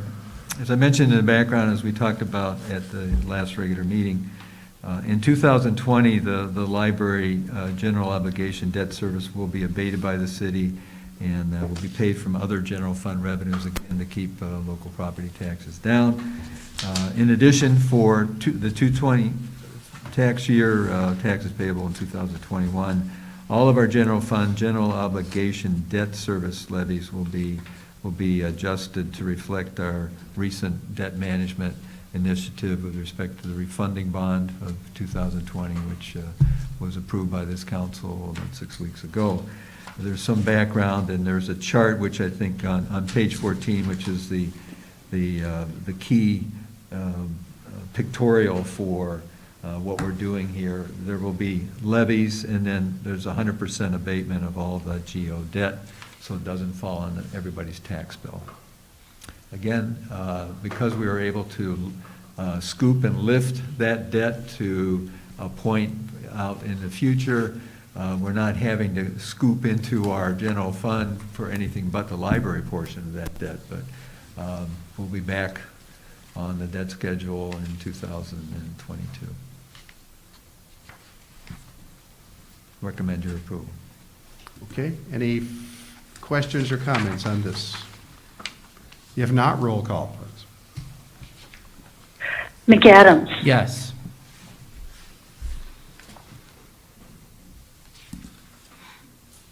sorry, Alderman McAdams, Yes. thank you. Verbic, Yes. Morris, Yes. Fanouken, Yes. Smith, Yes. Perkins, Yes. Mayor Smith, Yes. 7 aye. Thank you. That ordinance is approved. Number 3, ordinance 2020-071, adopting the annual budget of the city of DeKalb, Illinois for the fiscal year beginning January 1, 2021 and ending December 31, 2021. Motion, please. Don't move. Second. It's been moved by Alderman Smith, seconded by Alderman Morris. City Manager Nicholas. I thought I would begin at page 1 and go to page 200. I know, I'm not going to do that. We had a public hearing on the proposed fiscal year budget for 2021 back in late November. The City Council had an opportunity to look at this on first reading and at that time and recommended on first reading that it be approved. It's back before you tonight for approval on second reading. The numbers are of course interesting, and reflective of a lot of hard thought and compromise. Thank you all for joining us and the Finance Advisory Committee for its contributions to this conversation. I am pleased to say that with the information we know, and we won't see some of the state totals for a couple of months yet, so how we finish the fourth quarter is still speculative. But on the basis of what we know, we will end up with a solid general fund revenue balance and be in line with the council's policy of having at least 25% of the proposed annual expenditures in reserve, the rainy day fund, if you will. And that we will also, at the end of the fiscal year 21, on December 31st, 2021, all of the funds in this general budget are in balance at this point and will be projected to be in balance by the end of the year. So recommend your support. Thank you. Any further comments on our budget? We've talked quite a bit about it, looked at a lot of numbers. I'd like right now a roll call, please. Verbic, Yes. Morris, Yes. Fanouken, Yes. Smith, Yes. Perkins, Yes. McAdams, Yes. Mayor Smith, Yes. 7 aye. Thank you. That ordinance and our annual budget for 2021 is approved. Now we move to ordinances. We have 4 for first reading tonight. And the first one is going to be ordinance 2020-074, establishing City of DeKalb Special Service Area Number 30, that's Hunter Ridgebrook Properties, and 912 Edgebrook Drive. We do have a number of folks who would like to speak to this ordinance tonight. Prior to that, I need a motion and a second to get it on the floor. So moved. Second. I have a motion by Alderman Verbeek and a second by Alderman Fanouken. Yes. Good. So with that, I have, I think, 3 gentlemen and perhaps somebody online who would like to speak to this. And we'll start with Sasha Cohen. If you'd finally come, please come to the podium and try to keep your comments to 3 minutes or less. Members of the City Council and Mayor Smith, I'm here today as a member of the community and a resident of the proposed SSA in the North Glidden neighborhood, another extortion scheme in the city manager's war on marginalized residents of DeKalb. The proposal would hand Hunter Properties, a company whose living conditions have been described as, quote, a disgrace before God, a way to settle $500,000 in fines that they received in a single year into a yearly bribe to the city of $100,000, a cost that will simply be passed on to the existing tenants, many of whom are low income, and even more of whom have been struggling with the inability to make rent payments as it is due to the ongoing public health crisis. And to add insult to injury, the council is seeking to take those funds on the backs of our already hurting community and apply them to increased surveillance of the North Glidden neighborhood, a dog whistle for more policing in a community that is already devastated by the specter of terror that is the DeKalb Police Department. In short, this proposal is an all-out assault on my home, on my neighbors, and on the community I love so dearly. I rise today because you have been lied to by a city manager claiming there is no opposition to his plan, by advisors and by moneyed interests who could not care less about the reality of life on my street. You serve on this body to represent the interests of DeKalb, not the interests of TIF recipients that you gladly funnel millions to without hesitation. Building more luxury housing while not my neighborhood languishes. It's about damn time you acted like it. Vote no, or face the voters of this city as I and all those who stand for justice fight to see that you never hold office again. Thank you, Sasha.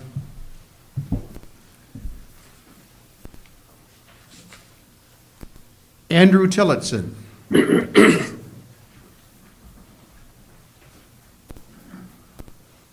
Hello, yes, I'd like to speak on behalf of L1 in the agenda, in that while I understand what I believe to be the intention, which is to hold Hunter to account, which for reasons Sasha listed is definitely the right direction, I have some very serious concerns about the actual outcome of such a piece of legislation. Andrew, would you get that mic a little bit closer to you? Thank you. Absolutely. Could everyone hear everything beforehand? That's fine. Yeah. Lovely. I'm very much concerned that the taxes will be moved by Hunter's management to the tenants themselves, thereby causing them an extra burden on their rents at a time when that is the last thing in the world that these people need. The people that are in Hunter properties are certainly people that are probably struggling to make a living right now during the pandemic, quite frankly, and I am very, very much worried about adverse consequences. As such, I propose that this vote be delayed until there can be a way where the tenants will not be evicted in the middle of the pandemic, in the middle of winter, because I know that is a very serious concern. In particular, there are a few ideas that I might put forward to the council on that matter, one of which being an eviction moratorium. So even if that tax is raised on all of them, they cannot be kicked out of their home because now they suddenly cannot afford their rent. I know that there are certainly other ways to do this. This is the first one that comes to mind, but in light of this fear that many tenants could be kicked out of their homes during a time when that is far less than ideal. It is never ideal, but now of all times is not the time to be kicked out. I believe the council should consider this and not vote yes, and take this matter into further consideration. Thank you. Thank you, Andrew.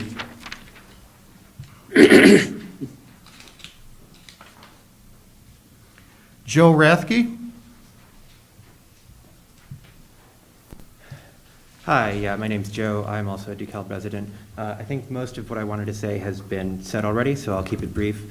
But I also wanted to talk about Ordinance L1 and voice concerns about the potential implications of what that ordinance could do.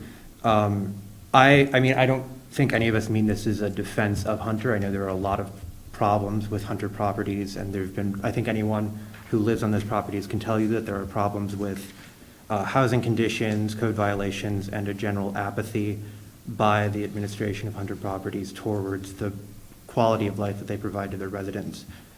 However, as far as I understand it, this is specifically focused on providing for increased capacities for surveillance on Hunter properties, and through surveillance cameras, increased lighting, things like that. And to me, that doesn't seem like an adequate response to the structural problems that Hunter's residents are facing. So I would encourage the City Council to delay this vote until we can talk, until members of the community, I know the DeKalb Tenants Association comes to mind, and other community leaders who want to have input on how we can more directly and effectively provide for better conditions and a better quality of life for DeKalb residents living in tenancy with Hunter and other people. And I would encourage a delay on the vote until we can have more input on that to provide a more direct approach. Thank you. Thank you, Joe. Appreciate it. Okay, I don't believe we had anybody on submission on that particular one, so thank you, gentlemen, for your comments tonight. City Manager Nicholas. Thank you, Mayor. So just by way of introduction, what's before you tonight grows out of a public hearing that was held back in mid-October after legal notice was duly published and circulated, to inform the public about the intended SSA, its purpose, the limitations of it within state law, and so forth. And according to state statute, 60 days have to elapse from the public hearing before the council can, as it's doing tonight, consider the establishment of that particular proposed special service area number 30. And if a petition signed by 51% of the electors residing within the special service area, or by at least 51% of the owners of record of the land included within that, has been filed by the 60-day deadline, then that SSA would not be permitted to proceed. So when I wrote the background, and it was released to the public around 2 o'clock or so on Thursday, as it normally is, we had not received any petitions or any objections. Then about 2 hours later, a petition did come in, had been circulated by Hunter Properties, by the management of Hunter Properties, and with the help of Matt Rose, we were able to contact the county clerk just to make sure that the electors were actually recorded as having residing in that location at Hunter Ridgebrook. And of the several dozen that we received, there are, I believe, 16 or 17 that actually qualified. And then the next day, last Friday, again in the afternoon, another petition. It was a shorter petition. They had about 7 names on it, and of those 7, I believe 5 the county found on its elector list that they were legitimate. So of the potential 113 electors for that particular complex, there are, I believe, 21, maybe 22 that would qualify, and so that's under 20%. It doesn't rise to the level of 51%. Also, the Hunter Properties owns a number of parcels that are part of that complex, legal parcels, but it's one owner. And John, you can help me with this, but the owner, in this case Hunter Properties, had agreed to a court settlement with respect to a wide variety of fines that attended property maintenance complaints that had not been remedied, complaints that had been brought by the city of DeKalb on behalf of the tenants over many weeks and months because of their election and duplicity of the management and the ownership. And so they would be in breach of that court settlement if they were to object, and they had agreed not to object. Well, we have since consulted with their attorney, who consulted with their owner, and frankly, their attorney was perplexed by the fact that they had gone forward and actually had tried to object and signed the petition. So, but we are in a position now where I can advise you that neither there are two triggers then that would disqualify any action by the council tonight. We do not have 51% of the electors, and we do not have 51% of the ownership in opposition that can be recorded and is legitimate. So at this point, you are able, if you choose to proceed, and we do hope you will proceed on both readings tonight. And here's why. So the SSA cannot apply to the inside of these buildings. Wish it could. That would be great. But the difficulty in trying to define whether problems with the plumbing system, the electrical system, the heating system, fire doors, and all the many things that have been cited to this point, to say that those can be identified as one grouping, one simple grouping, which could then be the target for levied dollars, is an impossible task. So the courts have not held that is legitimate, but the outside and the common areas can be identified, and that's what we have done. And in the first year, we aimed for the maximum, which is 5% of the EAV of the properties. What always happens with SSAs, the next year it could be a fraction of that. It depends if we have addressed some of the most pressing issues. and being able to have better lighting there, which has been identified by tenants, and also more security cameras, which has been identified by tenants because of the incidence of crime in that area. And that's documented and established. There are many families trying to live there in peace and in safety and security and cannot do that either because their complaints for property maintenance improvements have not been heard, or because there are threats to their security by people who have bad motives, bad intentions.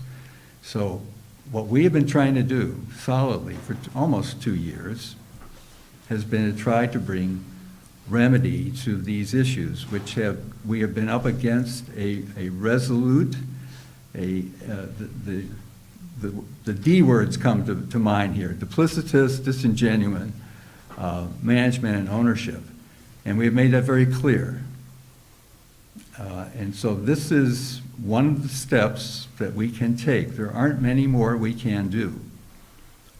We believe very strongly that this is in the best interest of the tenants, and we'll send a message to this ownership. You know, before I open this up for discussion tonight, and we are looking at this at first reading,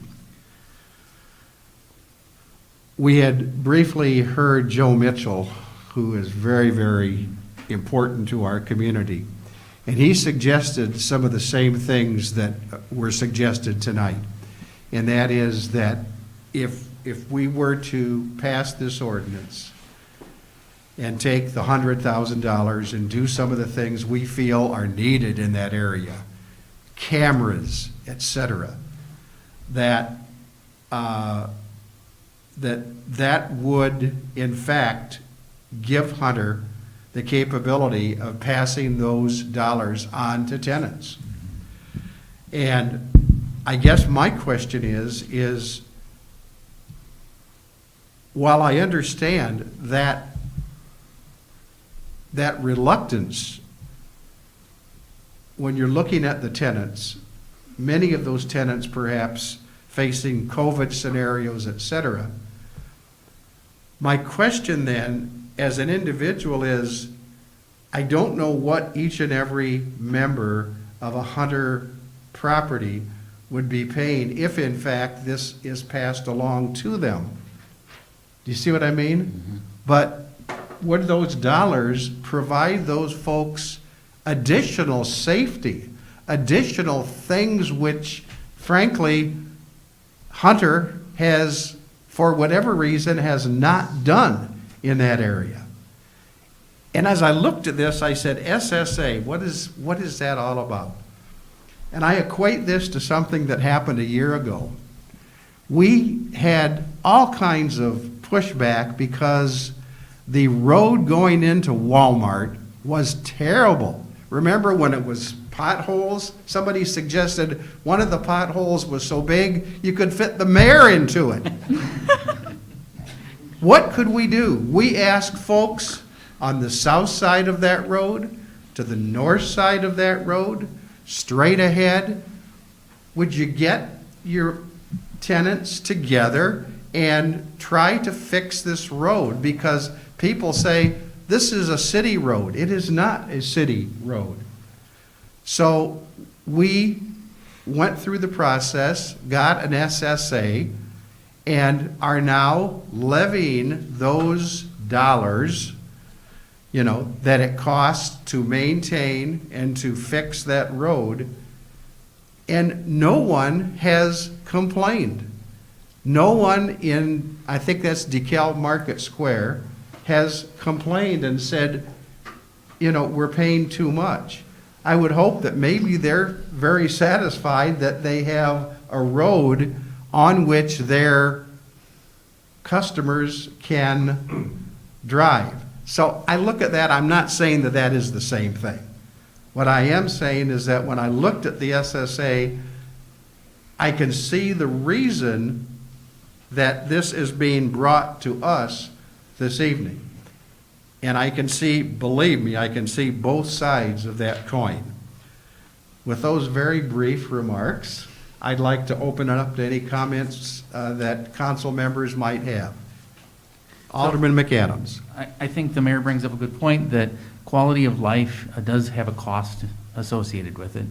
And in the city of DeKalb, the last time I went to one of the meetings, I understood that there was a 40% unoccupied property in rental properties in the city of DeKalb. We may have to check that number, 40 or 50%. If my question for would be, I have a question for the city attorney Donahue. If I signed a lease last week for 1 year, there is no way that my landlord can raise my rent while I have a lease in place, correct? Correct, yeah. Okay. You're bound by, the tenant is bound by the terms of the lease. Okay, so then residents who would be facing increased costs have an opportunity to look around the city for other rental properties, and we have many good landlords in town that would be more than happy to have working people with good jobs who pay their rent come in and rent. And I think it would move some of the residents into different homes and different residences. I don't see that there'll be an immediate impact on the lives of our residents, but it would be a long-term impact, that's correct. I'm favoring this only because at this point, we have to do something about the overall problem. And it seems like the only thing that this particular agent responds to is money. That's all they're interested in. They're not interested in being good neighbors. They're not interested in the growth of the city or the community. They just want to make money. And so hitting them in their pocketbook is probably the one way we can have an impact. So right now I'm leaning towards it, but I'm listening for other conversation as well. Thank you, Alderman McAdams. Alderman Morris. So I have so much to say on this, and I apologize, but I have been really intimately involved in this portion of the community. As a matter of fact, last night I delivered 2 space heaters and a down comforter to a house that didn't have any heat in this SSA, okay? It's outside the SSA. No, it was in. It's the we, isn't it? Oh, is it one block down? Yeah. One block down. Okay, sorry, my bad. But what I'm saying is, when I heard the story of the woman who dropped her baby to her husband down below during the fires at 808 Ridge, that really sparked my interest in this. And obviously, I was devastated to think of that sort of experience, anyone ever having to go through that. So I began studying it very heavily. I want to start by addressing Alderman McAdams' comments because it's so frustrating dealing with this landlord who is so irresponsible. And one would imagine that people would have contracts, and they don't. That's the problem. They do not have contracts that they can rely on, that they can depend on, that they can hold in their hand and say, this is what you said, and this is what you owe me. They have nothing. They don't have these contracts. They are frequently in a verbal agreement with the landlord. They are frequently in really unique day-by-day rental situations, month by month, at will, and they are really in a predatory situation where they are the prey. And so I hear what everybody's saying from all sides because this is a terrible situation, and we've been working to solve it, like the city manager said, for the past couple of years, and probably longer, I imagine. But since I began my master's in public policy and administration, I began studying this housing issue directly and specifically because I was so concerned with how the heck do I solve this. So, we've tried everything, and we're in a really tough spot with this landlord. Everything that I have researched has informed my opinion and has put me in a position where I feel extremely educated on the topic, but still has not led to, and I have directly sought solutions, still have not led to better solutions than what the city manager is suggesting. That's not to say that that's still a good solution. I still am concerned. So I think we're using this as a solution because we're desperate. It is the only thing left in our arsenal, and we're going to pull it out. So the reason I think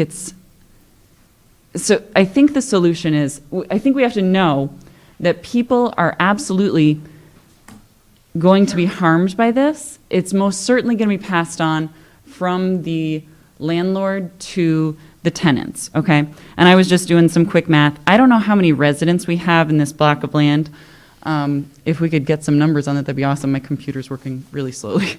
But, say we have 1,000 residents, the levy is 100,000, that's $100 per rental unit, right? Easy math.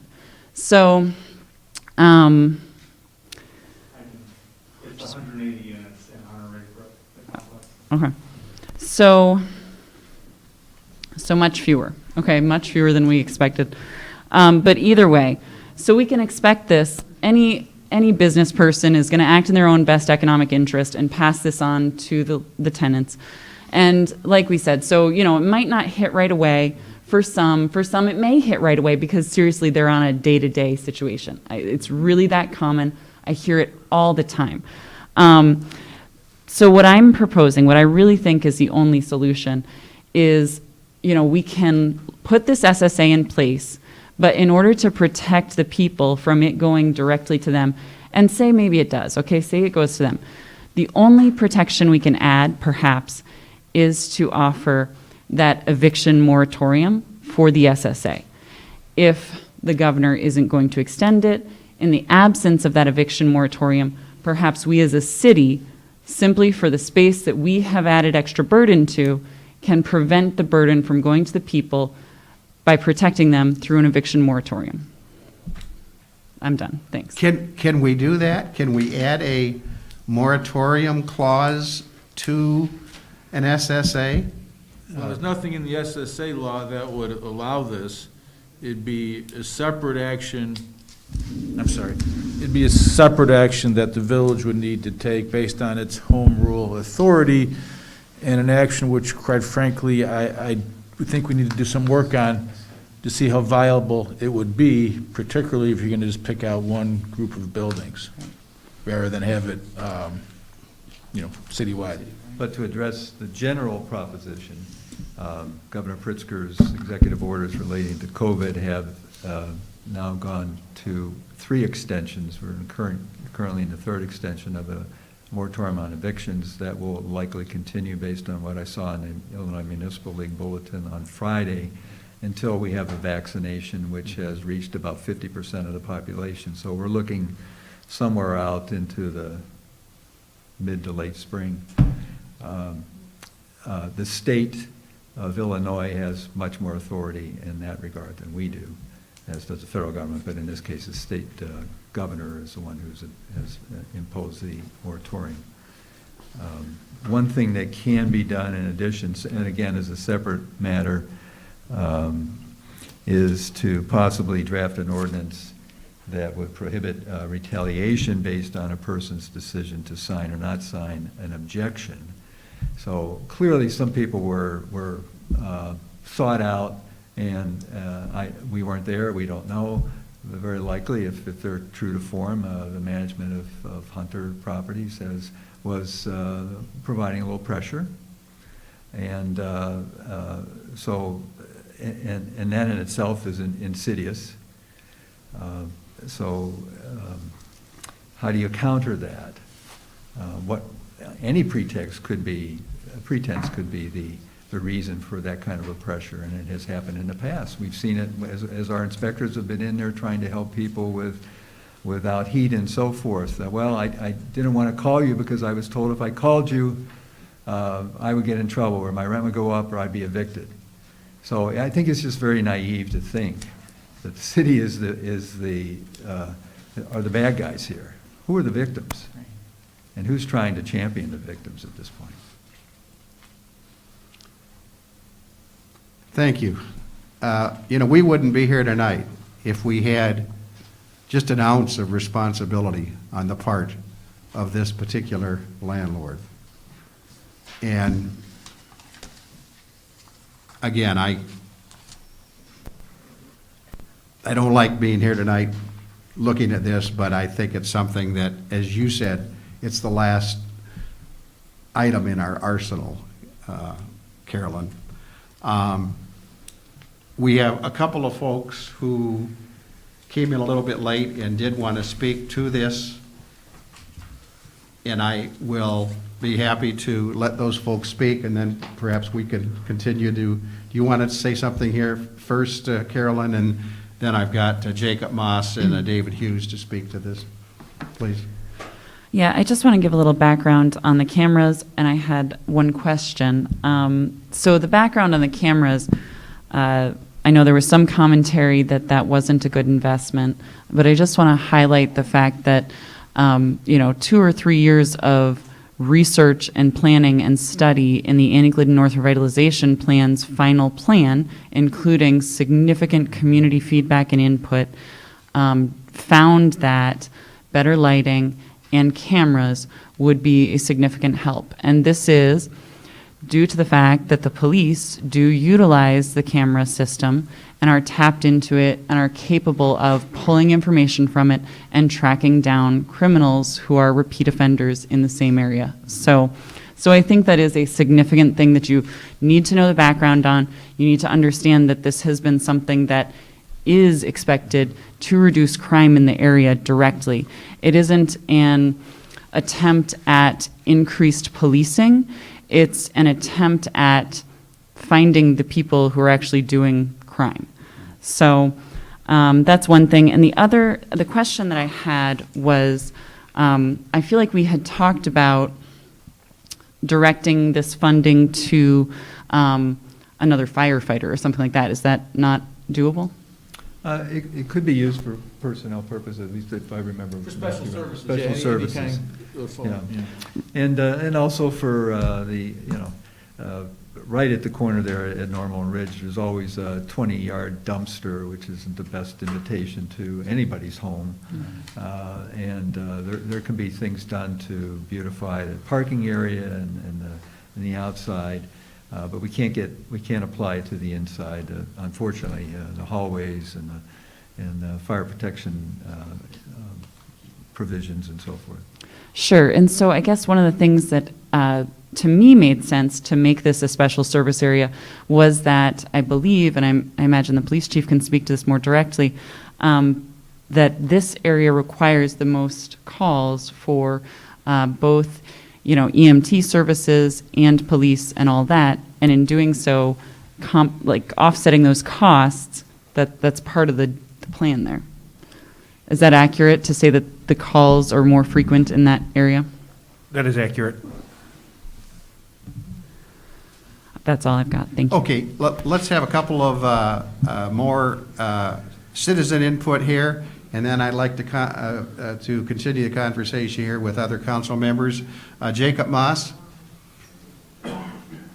Jacob, I haven't seen you since you last summer, and you've really cut your hair. Are you still with the Tenants Association? Yes. Very good. Jacob Moss, please. Voting to create the special service area in the area, you will be voting to raise the rents on people who live there. That is, if Hunter does agree to pay it. I mean, I don't know if there's an open question whether they will refuse to pay the SSA tax like they've refused to pay their code violations. But in the case that Hunter does pay this, they will be footing the bill to the tenants who live in these areas, and the tenants aren't going to be paying more in rent so that their heat will work, or that they'll feel more secure in, the fire risk that they live in and the number of issues that people have. This is already one of the most heavily policed areas in town, and putting more police presence in this area, enforcing tenants to pay for it, is probably, if the goal is to, chase Hunter out of town, difficult for them, I think it's good because obviously we have a common enemy there. But if you sanction this institution, people at the bottom of that institution are going to get hurt the most, and the people who are going to pay for it are going to be the tenants. So before you consider voting yes on this, just keep in mind that you are going to be raising people's rent for people who live in a part of town that is already pretty economically depressed, and people are having issues relating to the pandemic being able to pay rent in the first place. But even if you do pass it and you do get the eviction moratorium, we've had a moratorium going on here for quite a few months, but tenants who are behind on rent still face retaliation. Things like getting their car towed if they're behind rent. You wake up in the morning to go to work, because you haven't been able to pay rent, your car is gone. And problems with towing have gone through the roof in this town. And you can protect, if you do want to take the step to protect people from eviction through the moratorium, you have to take additional protection against harassment for those people who are unable to pay from further immiserating them by towing their cars and doing other forms of retaliation that landlords have been documented to do in this town. Thank you. Thank you, Jacob. And thank you for all your work on the Tenants Association. I appreciate that. David Hughes.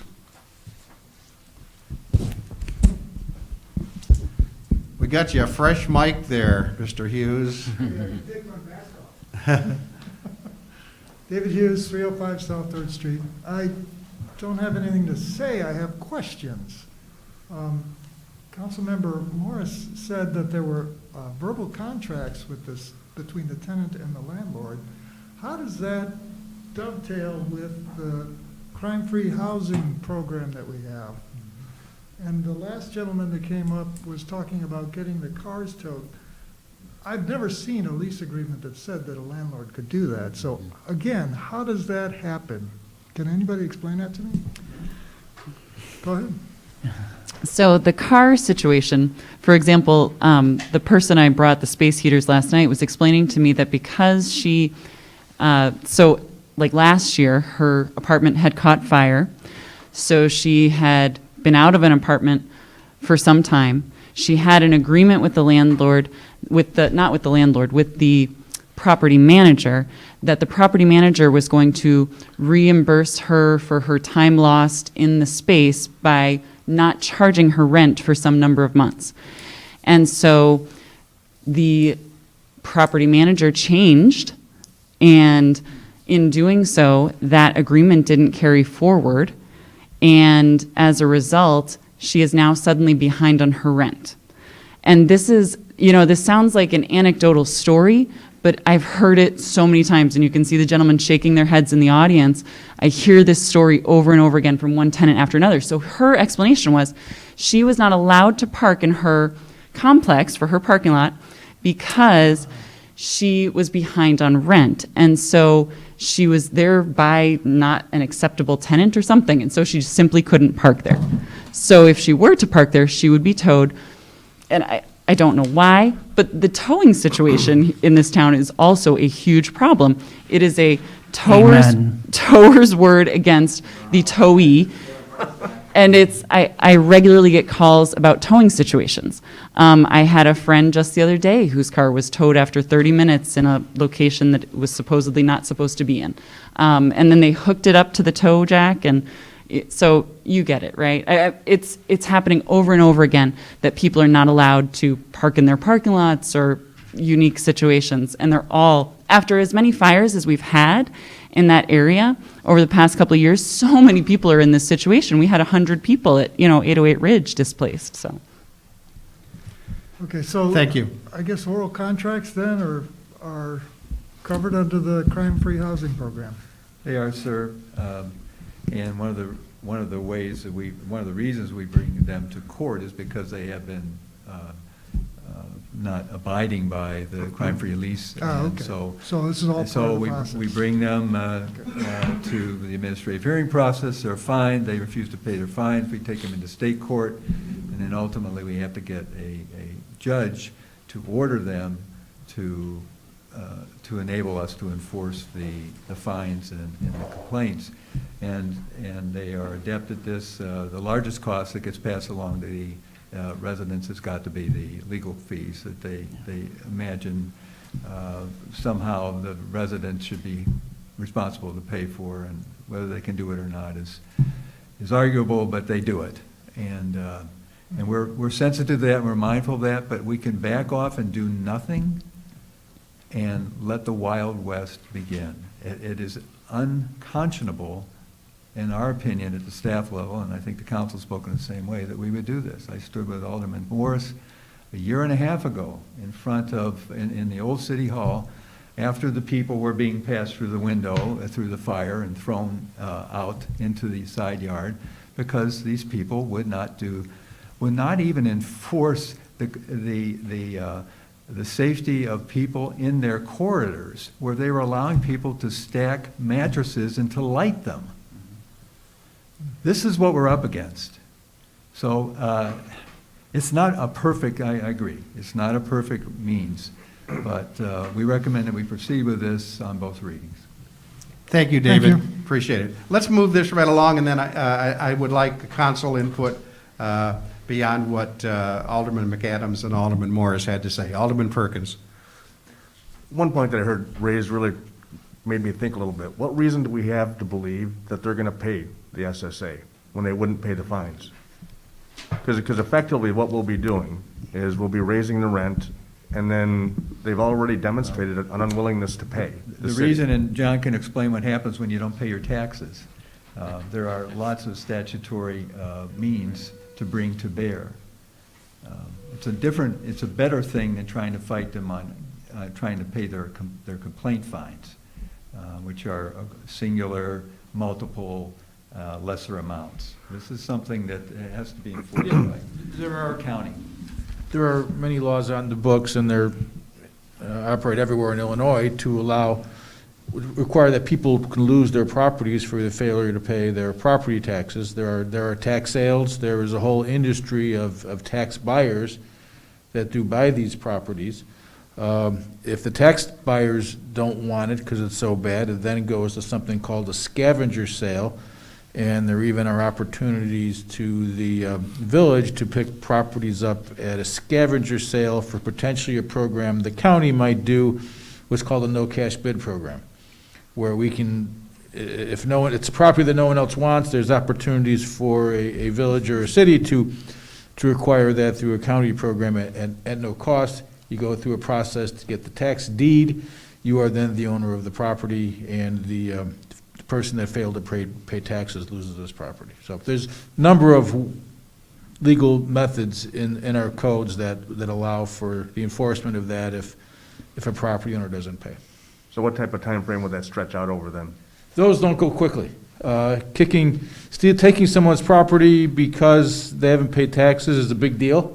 So there's a lot of hoops to jump through and not a lot of notices to file and court hearings to go to. So it's not a quick process, but it can happen. The general redemption period for non-residential properties, commercial properties, is 6 months. When you get into residential properties, they tend to give longer redemption periods to allow the person to salvage the property and pay the back taxes, and penalties add up really, really quick on failure to pay property taxes as well, but the time to redeem is much longer. Because my fear is that by putting this in, it's basically going to be essentially a license for them to erase the rent, and then we never see it. And they kick the can out of the road on the way out of town. If that makes sense at all.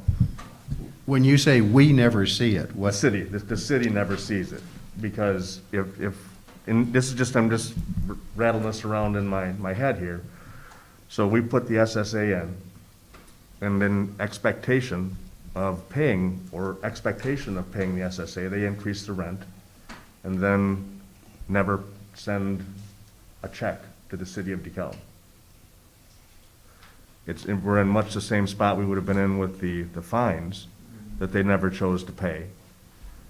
And then we're in a series of legal proceedings. Except that they can lose their property if they don't pay their taxes. Yeah, and that's big, because they want the rent. So the rent's changed, and as Carolyn said very aptly, they are working the angles, and in some cases it's by the week, by the month. They're not following the rules, and whenever we try to find them, we have to chase that. But let's say it's $1,000 a month. They've got 1,000 units. Do the math. They could afford a lot of legal help. So if we back off, that's what you want us to do. Believe me, we have plenty of things for our property maintenance inspectors to do.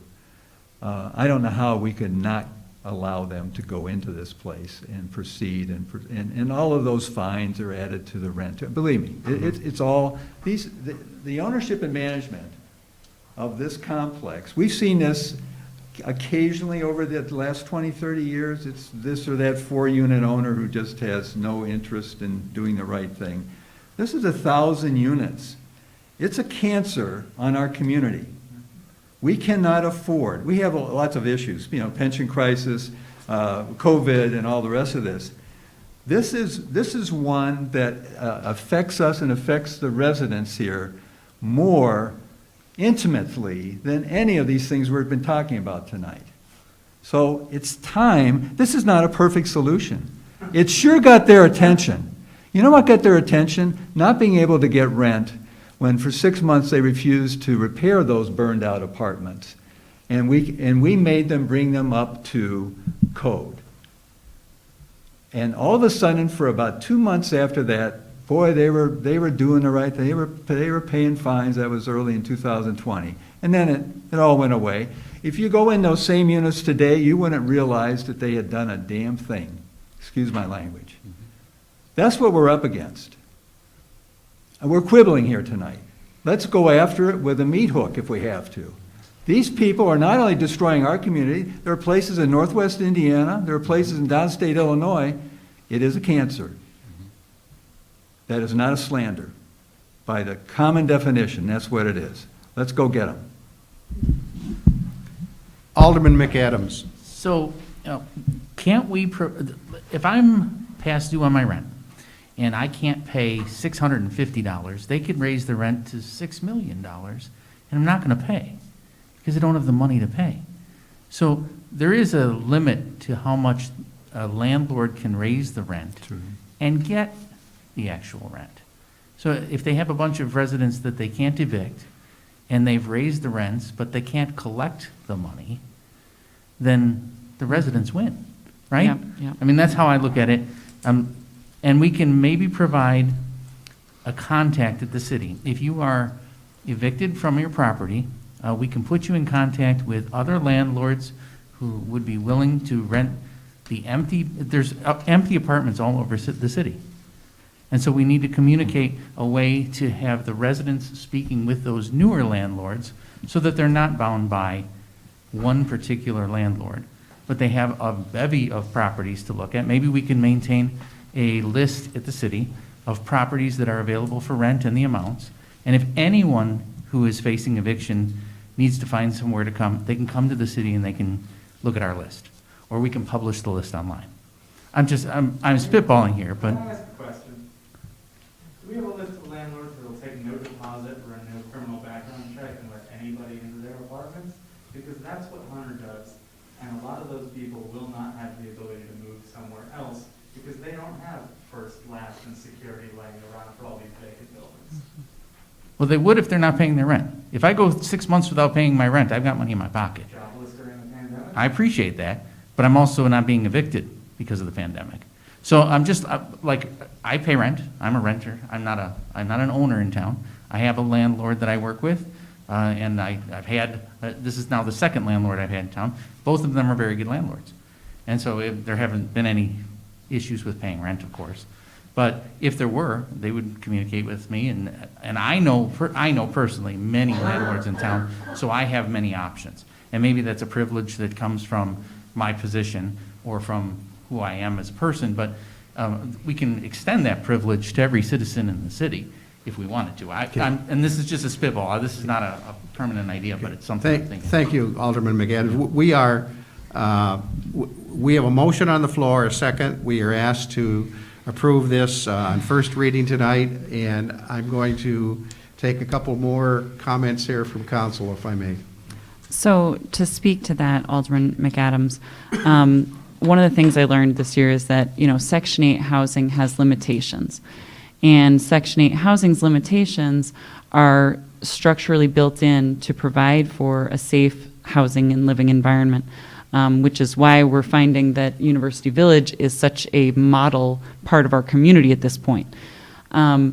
So the people that Hunter is renting to are the people who don't qualify for Section 8, but are still that destitute. So many of them were previously homeless, and so being previously homeless puts them in a position where they don't have a rental record that anyone will accept. They're also, it's a huge stigma on their past history that makes them an undesirable tenant. And so they go from, Hope Haven may support them for some time. And then, or they may have a small thing on their record. One woman I spoke with, she had to leave because of a domestic violence situation. The apartment was in her name, and her ex destroyed the place when she left. But these are the stories of the people who are renting with Hunter.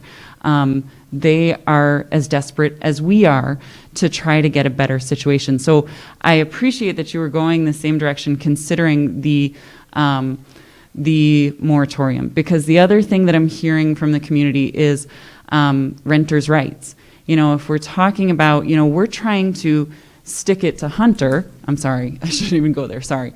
So we are trying to protect our tenants, okay? We are trying to rid ourselves of irresponsible landlords, all right? And we don't want irresponsible landlords. But if the SSA is just going to pass on the cost to the most vulnerable people, then it isn't necessarily doing what we want it to. We can either put an amendment to this and suggest that there is a eviction moratorium that comes with the SSA, and I guess that's maybe not legally an option, okay? So maybe that's not even legally an option. Make it citywide is another option. And then, the third option is, instead of imposing it on the landlord and then letting it trickle down to the tenants, the other option could be trying to empower tenants more, where when their leases aren't met, they can leave. But then I still feel like, even with that situation, we're in a problem where these people can't leave because they can't go anywhere else. There isn't an alternative location. So I'm sorry, that didn't come to a solution, but I do think that maybe an eviction moratorium for the city to protect people, if that's at all an option, could be plausible. Any further comments? Alderman Fanouken, would you like to say a few words on this? I would actually. We talked about Hunter specifically, but if we go to a citywide moratorium on evictions, and what's happening across the state with the moratorium is, who protects the good landlords that are doing the right thing, but now they have people who just refuse to pay rent even though they could, and who's going to protect the good landlords? And if we let Hunter continue to go downhill with their properties and not do anything to address it, I think we'll have other landlords follow the same way. And I don't think the city of DeKalb can afford to do that in the long run. So I really think that we do need to go ahead and pass this on both first and second readings tonight, because, as several people have stated, the difference is in this compared to the fines is that if they don't pay this, they can lose it through a tax sale. Thank you. Thank you, Alderman Fanouken. Alderman Perkins. So to clarify on the ordinance itself, we're putting in the framework for the ordinance, right? So that, and in that framework is the up to $100,000. Have we gone any further on what we're looking at in year one, year two? Is it $100,000 or is it up to $100,000? We can go up to 5% of their annual EAV as projected, and we know what their EAV was in 2019, so we made that a pretty accurate guess of what the maximum would be. It would be 100,000. So we don't have to spend all that. That's where I'm going with this. Right. And the next year it could be 5,000. It's not something that has to recur. Just as in the mayor drew example to the Market Square SSA. The first year was going to be the catch-up year, and then after that, there would be a sag, and then as roads wear out, well, in this case, as things start to fall apart and so forth, we're able to come back and do it. That allowance is always there, that 5%, if we want to go that far. Mm-hmm. Okay. Yeah, this would, and I'm looking at the background. The creation of this Special Service Area 30, it does a levy of a special annual tax at a maximum rate not to exceed 5% per annum of equalized assessed value upon all taxable property within the special service area for the provision of said special services, or the annual tax levy in an amount not to exceed $100,000 proposed to be levied within Special Service Area 30. And from what I hear you saying, City Manager Nicholas, is that we would not necessarily have to spend that every year. No. But we need to get cameras up there and some of those. You get to set the levy every year. We just had the levy ordinance and Right. the SSAs, you set them. And we Right. haven't increased the levies in the other areas for a number of years. Well, we've had a number of suggestions from the audience, and I do appreciate all of the citizen input.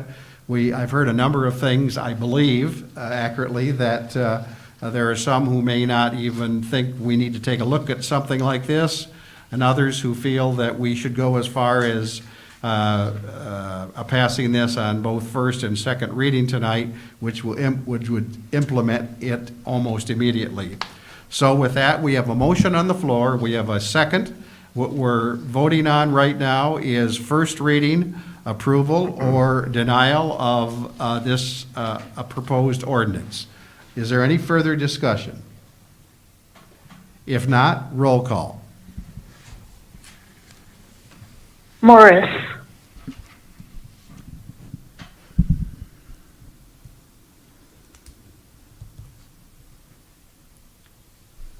Yes. Fanouken, Yes. Smith, Yes. Perkins, Yes. McAdams, Yes. Verbic, Yes. Mayor Smith. Yes. 7 ayes. Motion to waive second reading and approve? Second. It's been moved by Alderman Verbic, seconded by Alderman Fanouken, that we waive second reading and approve this ordinance this evening. Any further discussion? Alderman Morris. I think that to do that does not give due respect to the resistance in this situation. That's all. What was that? Would you repeat that? I think that to waive second reading and move forward with this today does not give it the appropriate time, given the amount of community response that we've had. Alderman McAdams and then City Manager Nicholas. The Fifth Ward strongly supports the Annie-Glidden North, which means that they support the SSA. So what I've heard from my residents is to support it. City Manager? So there's a procedural matter here, which is at the root of why we're hoping to do this on both readings tonight. The levy has to be recorded. We don't have a month to, lay this aside and let's think about this and so forth. We've had 60 days, by the way, to do that. That was built into the hearing process and public. Because we had a public hearing on this. Yeah, but also 60 days after that, before the council could even take action. But here's the thing, so, and Councilmember Morris aptly pointed this out earlier, this has to be recorded before the levy, or else this is a dead letter. You'll have to wait another year before you do anything about this. And so we're out of time. We did the right thing, we abided by the law, here we are, 60-plus days on. Is before you. We have good discussion tonight. Time to act. We have a motion on the floor, a second, to waive second reading and approve this ordinance tonight. Any further discussion? Roll call. Fanouken, Yes. Smith, Yes. Perkins, Yes. McAdams, Yes. Verbic, Yes. Morris, No. Mayor Smith. Yes. 6 ayes, 1 nay. That ordinance is approved. Thank you. Okay, now, our second ordinance for first reading tonight is ordinance 2020-075, approving the final plat of the Tyson re-subdivision 1100 South 7th Street. Motion, please. So moved. So moved. Second. It's been moved by Alderman Verbeek. Bill, did you second this? Second. Yes, I did second. Seconded by Alderman Fanouken. City Manager Nicholas, please. Thank you, Mayor. This is very straightforward. Mr. Tyson was not able to be here tonight, but if he were here, he would repeat what he said to the Plan Commission. He has a property which, as you well know, used to contain his roofing business. There was a catastrophic fire there not quite a year ago, wiped out the building and the business. He would like to subdivide this rather large 1.8 acre site into 2 equal-sized lots that would be buildable for other commercial purposes that are consistent with the zoning in this area. And the Plan Commission considered his petition and unanimously supported it. We recommend that you support the Planning and Zoning Commission recommendation. Any discussion? Roll call, please. Smith, Yes. Perkins, Yes. McAdams, Yes. Verbic, Yes. Morris, Yes. Fanouken, Yes. Mayor Smith, Yes. 7 aye. Thank you. Does any member want to move that we waive second reading and approve? So moved. Second. It's been moved by Alderman Fanouken, seconded by Alderman Morris, that we waive second reading and approve this ordinance this evening. Any further discussion? Roll call, please. Perkins, Yes. McAdams, Yes. Verbic, Yes. Morris, Yes. Fanouken, Yes. Smith, Yes. Mayor Smith, Yes. 7 aye. That ordinance is approved. Now we have ordinance 2020-076, approving the final plat of subdivision of the Chicago West Business Center, DeKalb 343 LLC. That's on Gurler Road. Motion, please. So moved? Second. It's been moved by Alderman McAdams and seconded by Alderman Morris. I do have one letter that we received today. And this gentleman, Timothy O'Driscoll, 2107 Swift Drive, Oak Brook, Illinois. And he would like this read into the record. Mayor and City Council, my name is Tim O'Driscoll, and I'm here representing the Chicago West Business Center. On behalf of myself and the entire CWBC team, we would like to extend our sincere appreciation to the City of DeKalb and the staff for its cooperation in bringing this great project to the City of DeKalb. We are here before the City Council requesting approval of our 3-lot subdivision for the distribution center, the PAC center, and future manufacturing parcel. Thank you, Mr. O'Driscoll. Any further, City Manager Nicholas, would you have anything to say? Tim was kind enough to write that letter, and he was speaking for his boss, Jerry Krasinski, who was not able to be here tonight. As you know, Jerry and his family were the founders and have long been trying to promote the development of this particular industrial subdivision, and to our delight, we have succeeded in no small part because of all of their effort over a lot of years and the work they've done to build out the Ferrara development. So this is a final plat. This is your chance to support the action many actions that you've taken up to this point. And this received unanimous approval from the Planning and Zoning Commission Yes, it also did. the other night. Okay, roll call, please. McAdams, Yes. Verbic, Yes. Morris, Yes. Fanouken, Yes. Smith, Yes. Perkins, Yes. Mayor Smith, Yes. 7 aye. That ordinance is approved on first reading. Anybody care to waive second reading and approve? Move to waive second reading and approve? Second? It's been moved by Alderman Morris and seconded by Alderman McAdams that we waive second reading on this request and approve. Any discussion? Roll call. Verbic, Yes. Morris, Yes. Fanouken, Yes. Smith, Yes. Perkins, Yes. McAdams, Yes. Mayor Smith, Yes. 7 aye. Thank you. That ordinance is approved.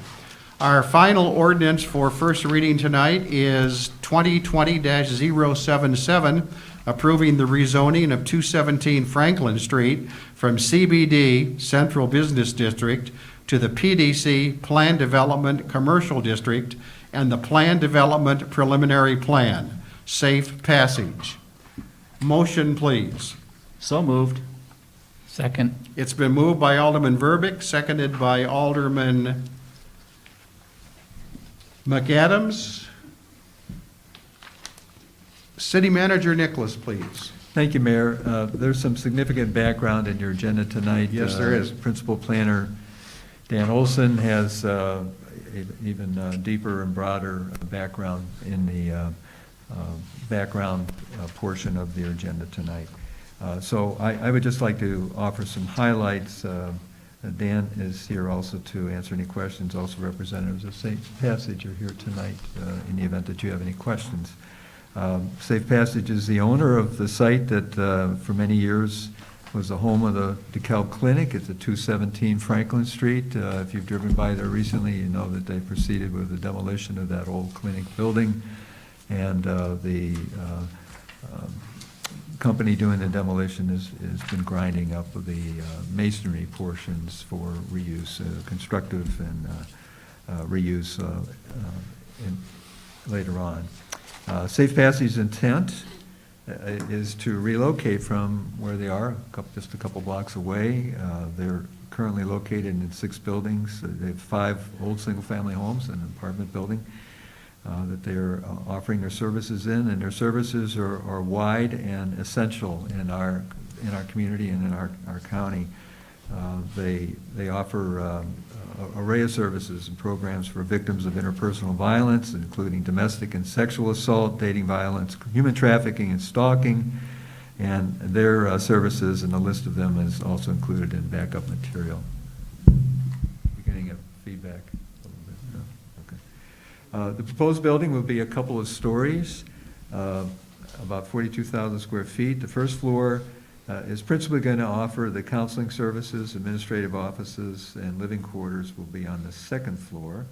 There'll be 24 separate bedrooms, and this building could then serve up to 65 men, women, and children. About 30%, a little bit more than that, of their occupancy is children on an average basis. The new building will have significant staff presence, case managers, supervisors, prevention and development officers that are part of this agency. The site's within an area of downtown that's not required to provide off-street parking. They are proposing in the conceptual plan that you see, or you've seen in the background, here we are.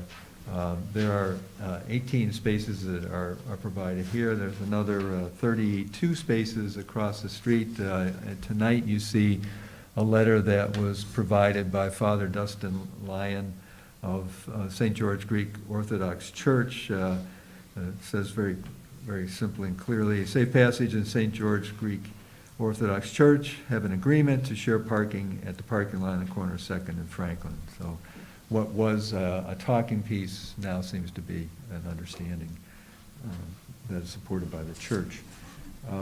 There's also that 82-space Vaughn parking lot, which is never full, which is just off for visitors and so forth.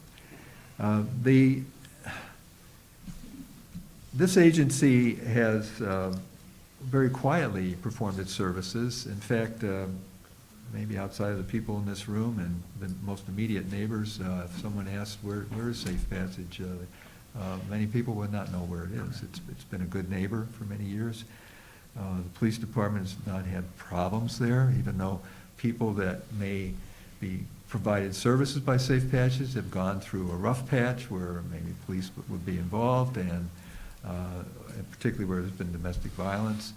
And the police department, and Bob Riddell's here tonight to confirm this, have had a very good working relationship with them and see them as an essential part of overall prevention that they are doing and would like to do more of.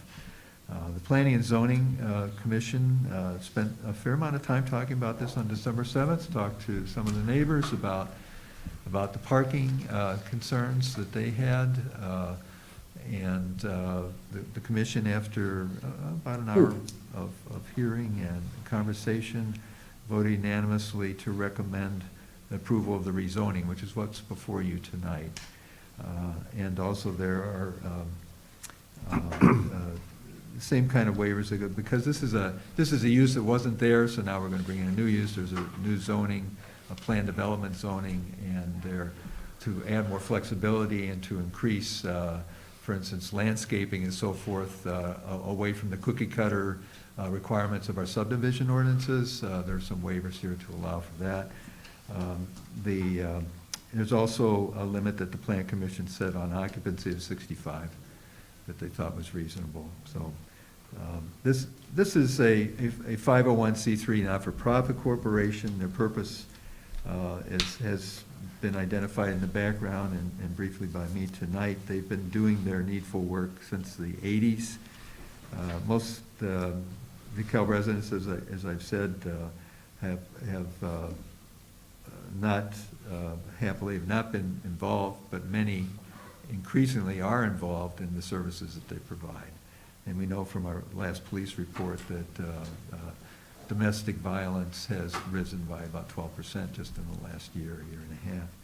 So the more orderly arrangement of their counseling and training and shelter services is what's desired here. They want to do it in a single building, so residents don't have to leave one building to go to another building to get this service and another and so forth.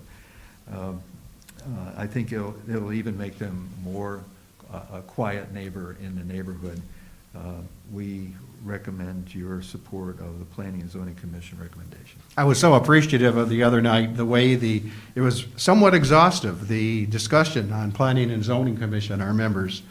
These folks really do a great job advising us and recommending, so I not only was impressed with their service the other night, but I was really very, very appreciative of their service, their continuing service to us and to the community. Any further discussion on this? Alderman Perkins? I have concerns on the parking situation. Can you elaborate a little bit on some of their discussion on how they arrived at the conclusion that the parking Yeah, so initially situation is the acceptable? question was, well, what if the church decides not to allow you to use it? So they've nailed that down. They've got the obligation from the church. They actually have no requirement. So, Franda's is a near neighbor. They happily, because of the old A&P setup, had a parking lot there. But most of the larger restaurants and so forth downtown do not have any parking. So, you hunt and peck and try to walk sometimes a block or two and so forth. They do not want to use on-street parking. So they, in counting the number of cars that, and about 50%, I believe, of their residents, maybe tops, actually have a vehicle, and the estrangement that occurs when they're going through the domestic violence and so forth. They don't arrive with a car and a full set of furniture and so forth. It's usually it's an emergency situation, and they're finding a transition to some other place and another. So. But there will be more staff because they're trying to provide more services. So how do you deal with that? The church has happily agreed to give them the 32, and then there's 18 So that's 50, and then there's, in fact, our employees use the Vaughn lot during the week, and I can tell you that there's lots of space there. It goes all the way around between First and Third Street. And it's, it's not even a block away, so it's there. There's some permit parking there, and we can make sure that there's adequate parking for their purposes as well. So does it account for everything? Right now, I think in all, if you go down the alley that between 4th and 5th where they have their buildings, you might find 12. That means they're on the street, and people have quietly abided that, but they don't want to maintain that approach. They want to and from the beginning, being able to secure that church lot was all important. And the person who sold them the property gave that lot to the church and was in a position to negotiate with the church and say, let's share this. And that's how that came to pass. Okay.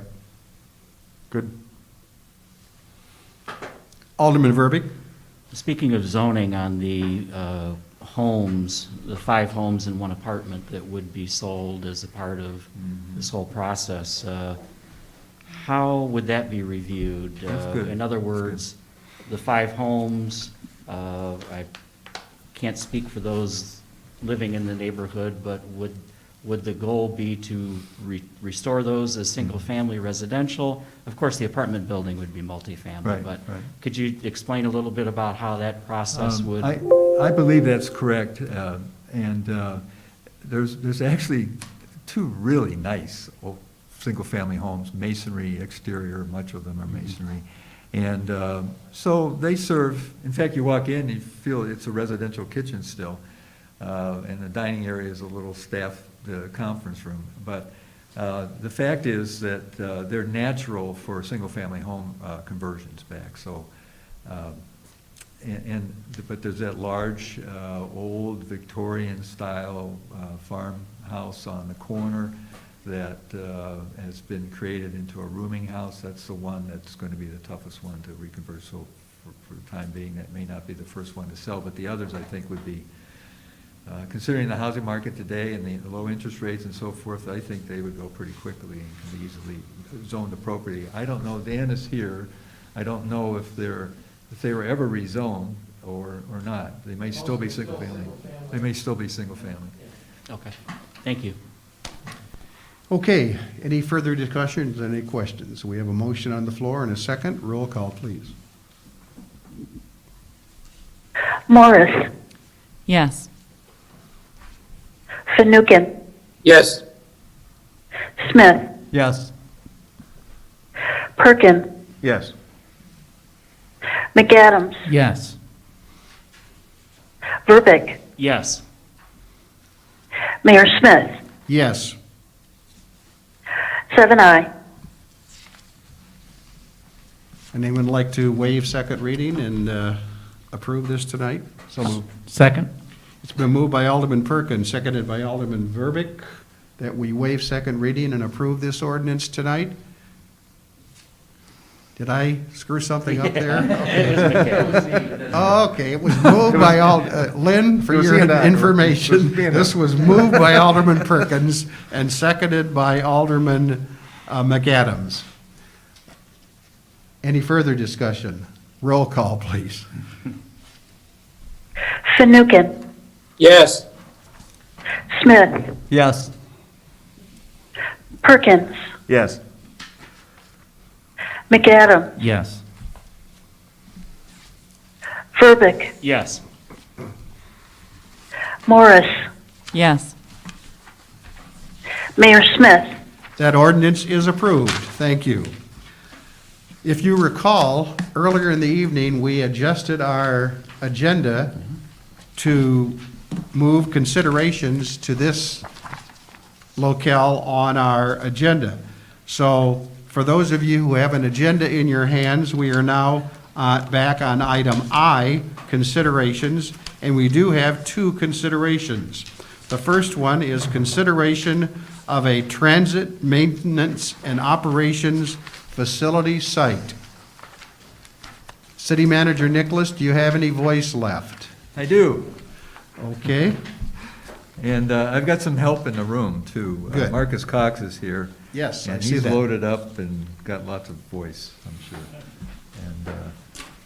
But I think this is pretty straightforward, but as the background explains, the city is in a position because of state and federal funding support to consider the prospect for the first time of a adequate-sized transit facility that can deal with the range of things that these facilities handle, such as the coming and going of large vehicles and obviously the fueling of them, but also the maintenance of them, the cleaning of them, and the administrative duties that fall to the operation of such a facility and so forth. Right now, we have the facility that is considered the transit facility is over on Pleasant Street, the TransDev garage site, 1825 Pleasant Street. It's really not a transit center in any modern sense, but it provides the range of operational functions that a full-fledged transit center would hope to provide. What's before you tonight is a consideration of a location. So based on the analysis, this is several years of discussion at the staff level and with Bob Bourne, who was the consulting person involved in the consolidation that occurred a couple of years ago, when even then the transit center was sort of a dream, and it was funding dependent. The thought has been that we needed somewhere from 9 to 15 acres for that. These are large. Some of these units are very large, and they need broad turning movements, and they're going in and out of different portions of the transit center, and also you have to store them, and that's a major function too, out of the weather and so forth, and in climate controlled space. So that's not so surprising. We don't have but one place really where that could go that we own right now. There are other places certainly in our transit area that other people own that we'd have to pay for. Some of it's vacant land, some of it's not, and what we'd have to do. Even the TransDev site, if we were to think, well, let's go buy that and tear it down and do something well, that's a cost. That would come at a cost. So we own the site, which is I don't know if we have a. Do we have that site up on the screen? Can we get that up? It's in your background, but it's in the background. Yeah, it's on page 4 of your background is an aerial of Maybe the site we own. So it's adequately sized. It's off of Dresser Road, where Station 3 is, and then there's the water tower there, and it goes back to the east side of that, and goes back quite a ways. One thing that development of that site would do is to remove a water problem for other properties nearby there. That's an area, and you get even a light rain, you get water ponding there. It comes right up, sometimes goes over the road depending on how heavy the rain is, and then it sits there for a long time, creates mosquitoes and all the rest of that. And it's right there at the county home site. So there's never been enough of an incentive for us to go in there and, do the proper filling, drainage, and retention, and so forth. That would be an added plus to this particular site. And as you look at the aerial and you look back toward the vicinity of the county home, it's basically a marsh. So this would tend to mitigate that and rationalize the orderly development of it. And also would be a location that's, and this is very critical, that's very close to the highest using or the most intense uses of public transit. People, the most populated area, densely populated area in town is just south of this particular location. So buses are constantly coursing through that area, and this would be natural here. If you were to find a place, say on some vacant farm acreage off of Peace Road and Barbara Green or something like that, not only would come as a premium because it's probably zoned commercial or industrial even there, but also it's a long way from where the principal ridership is. So that's another thing that recommends it, and it was part of the analysis done at the staff level.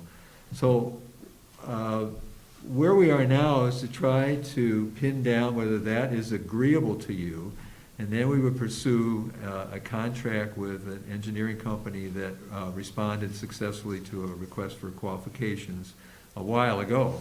Until we got the money in hand, we couldn't really commit to that, but we've got that money, so now we're coming to you. If you think this site is reasonable, and it is the only one that we have, we have the street water complex, but we need that for street and water, so but that's a good size lot. We're not going to recommend that we do anything with that. What else do we have? We have airport property, but we have to use that for airport purposes. So here we are. This is the only one that we own. So if you support it, then we negotiate with Stantec, which was the successful engineering firm, and we come back to you with a contract to work with them to come up with a conceptual layout. And there's a lot of steps that happen here, and it's state and federal steps, defined steps that will have to be followed to get a transit center because of the state and federal funding. So that's where we are. If you feel this is a reasonable selection, then we will proceed to do a number of things to bring back to you. Basically, you're looking for consensus tonight. No vote is necessary. We'll get a consensus tonight, and I appreciate the fact that this has been recommended by our transit staff, headed up by Marcus Cox. And you, Bill. Alderman Morris, I know you had a question. Sure. Well, I wanted to give some feedback because this is in my ward for sure. Mm-hmm. First thing I think when I hear transit center, I can smell the fumes, right? That's the first thing I can think. And I know originally you had suggested to put it elsewhere, like one-on-one. And so I like this location better. This is a better location than where you've suggested in the past. There are two things. There is a beautiful trail that comes alongside the, pretty much the only trail in the first ward. And there are trees around it, and, one of the only places you can run and not be in the middle of the sun. So it's a nice little trail behind the public health department that comes out up there. So I would love to keep that in mind and try to respect that trail. And then if there was any way that we could move to an open-minded position where we could be considering hybrid buses so that, we've got this, of course, it's a good location, it's right next to the high school, but we've got, we're looking at installing sidewalks so people can be walking to the high school, and then we've got Brooks Elementary on the northern side there, which would be really amazing if we could get a trail, that connected all the way to Brooks, so kids from Eden's Garden could get to Brooks without, having to be on the streets. So if there was a pathway through, that would be amazing. So that's really what I'm thinking about, is the smell, and if we could really consider, transitioning, maybe a goal like by 2050, like each year we switch out one bus to hybrid, or sooner, that would be amazing, because putting all those fumes right by the health department, those are exciting ideas. I'm going to ask Marcus to address that, because I have a feeling he has some ideas about that. Yeah, Marcus. Thank you. So I'm glad you brought up a lot of those items. So one, if I could go back to just kind of the trail and the bike path that you mentioned. During our conversations with the top 3 finalists, that was part of our discussion with them, was to confirm and verify that this would have as little natural impact as possible, and that we would retain and ensure that that was left in place, because we did recognize the importance of it. So that absolutely would be kept. A lot of the natural environment would be kept as much as possible. The flora, the fauna, everything, what we can do to maximize that, we absolutely would do. And in terms of the hybrid buses, we're absolutely looking at CNG, compressed natural gas, electric buses. There's a lot that's occurring right now through a variety of different technologies that would really make that much more feasible than it was even 5 years ago. So those are all big components of this. Absolutely. Alderman Verbeek. I appreciate this as a first suggestion because we own the property. Looking at it, my concern is the foot traffic, the children walking to and from DeKalb High School. It's the traffic that when school is in session and events are going on there, back and forth on Dresser Road. So really, for me, it's about safety. Is there any way to provide that ingress, egress over on Annie Glidden instead of Dresser? So I'm looking at more of an arterial road or street as being a better solution. If it's not this property, then working on an agreement with another property that could offer us that more arterial access to avoid foot traffic, pedestrian traffic, school traffic, whatever it may be. I know that there are other properties. How much does the land cost? I know that's a huge factor on, how do we decide this, but I think that cost may be a fair trade for providing that safety all along Dresser Road. Plus, I would think that a number of infrastructure improvements would be required for Dresser to even handle that much traffic, widening, et cetera, and I have no idea how that would be funded long-term. So I think it's a great place to start the conversation tonight, and look forward to all of our work on deciding what's best. Yeah, absolutely. And I'm sorry if I could just address one thing. You mentioned the smell, so the diesel smell, which I absolutely understand. The firm that we have been talking with, Stantec, part of their design absolutely takes that into consideration and would ensure that the filtration into the environment was as least impactful as possible, so it would not be this continuous constant smell of the diesel fumes that would be filtered out to ensure that once it was outside, there was almost no smell available. Awesome, thank you. You're welcome. Mr. Mayor? Yeah, I was going to say, before you say anything, Bill, I was going to mention to Alderman Morris that, you have a bike path trail guru as one of your associates on this city council, and that is Alderman Finucane, who has been very, very instrumental in bike paths and trails. So, Bill, did you want to say something? I would like to address a couple of items if I could. First of all, one of the other things about trails, I don't know that anybody else was on council at the time that we approved Iron Gate, just to the east of the high school. And there are platted in there for trails and bike paths. So I think that's a long-term solution once that subdivision really gets going.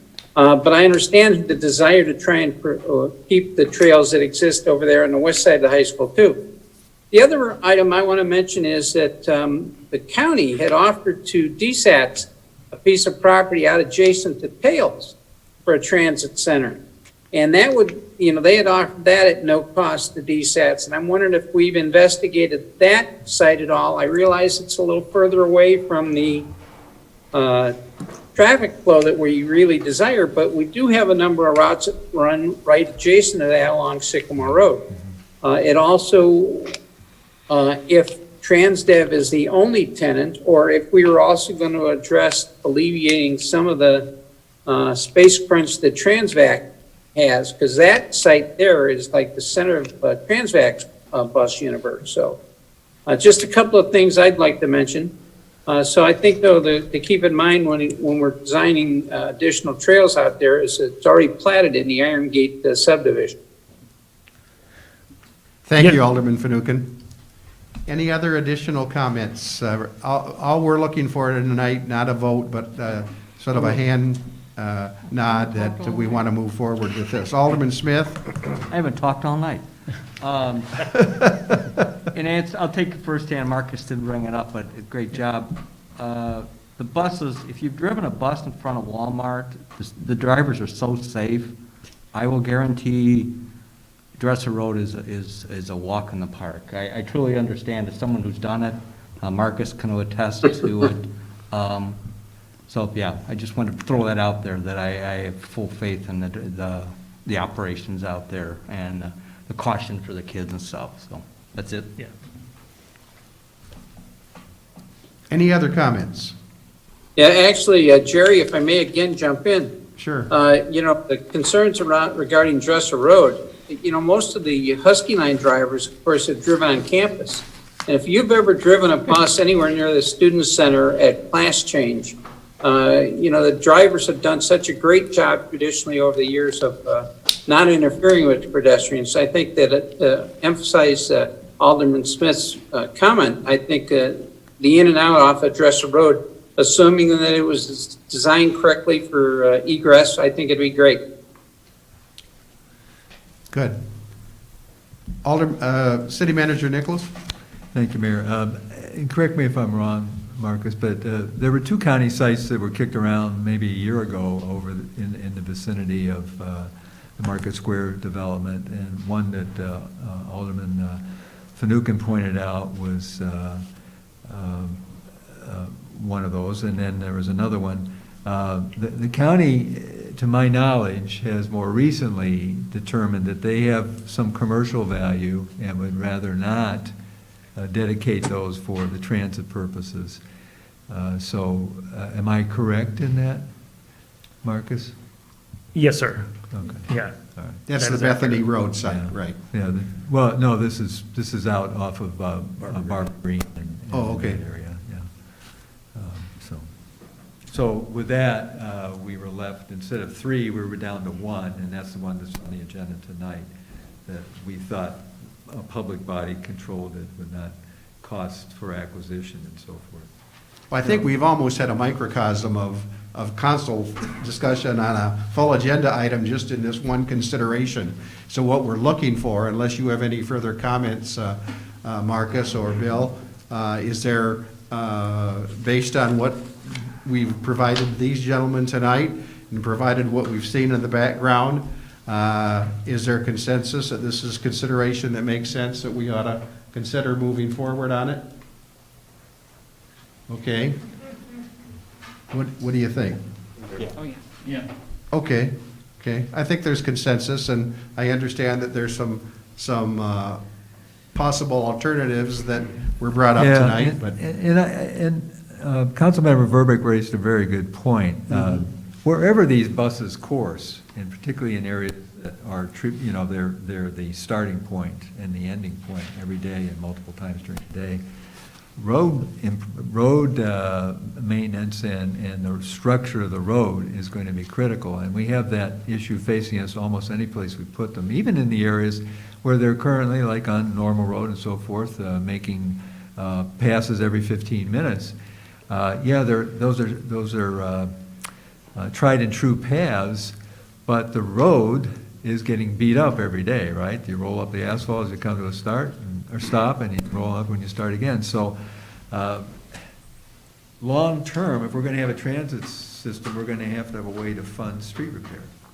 Because other than, I'm guessing, other than the ready-mix trucks or garbage trucks, buses are the heaviest weighted vehicles that are routinely coursing these streets and causing the deterioration that happens gradually. Is that correct?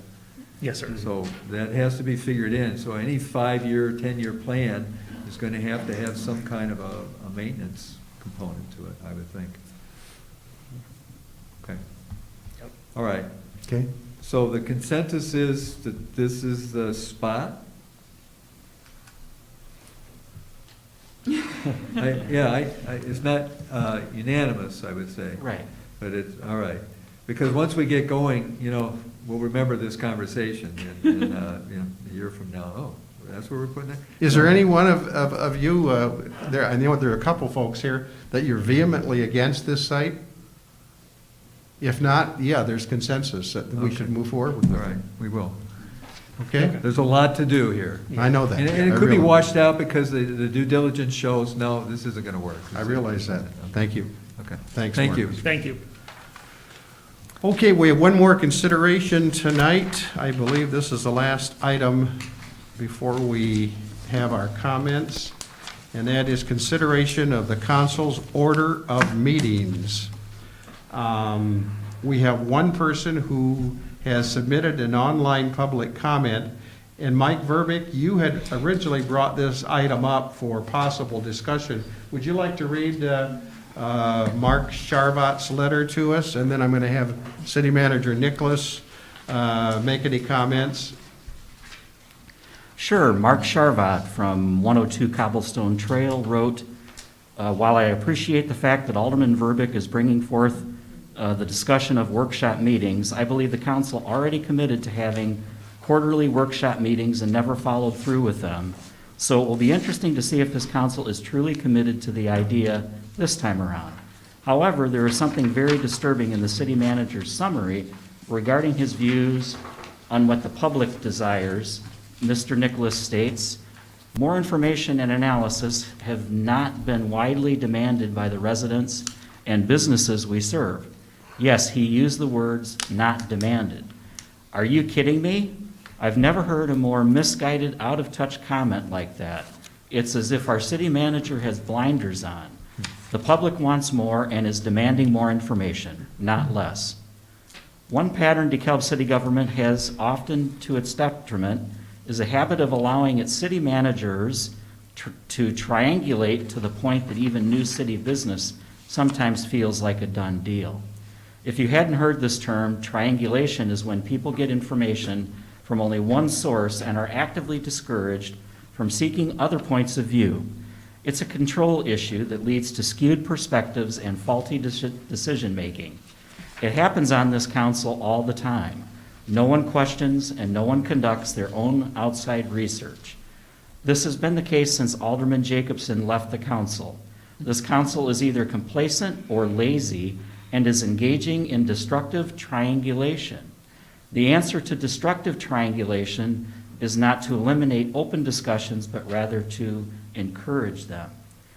This year, the lack of committee of the whole meetings is very disturbing.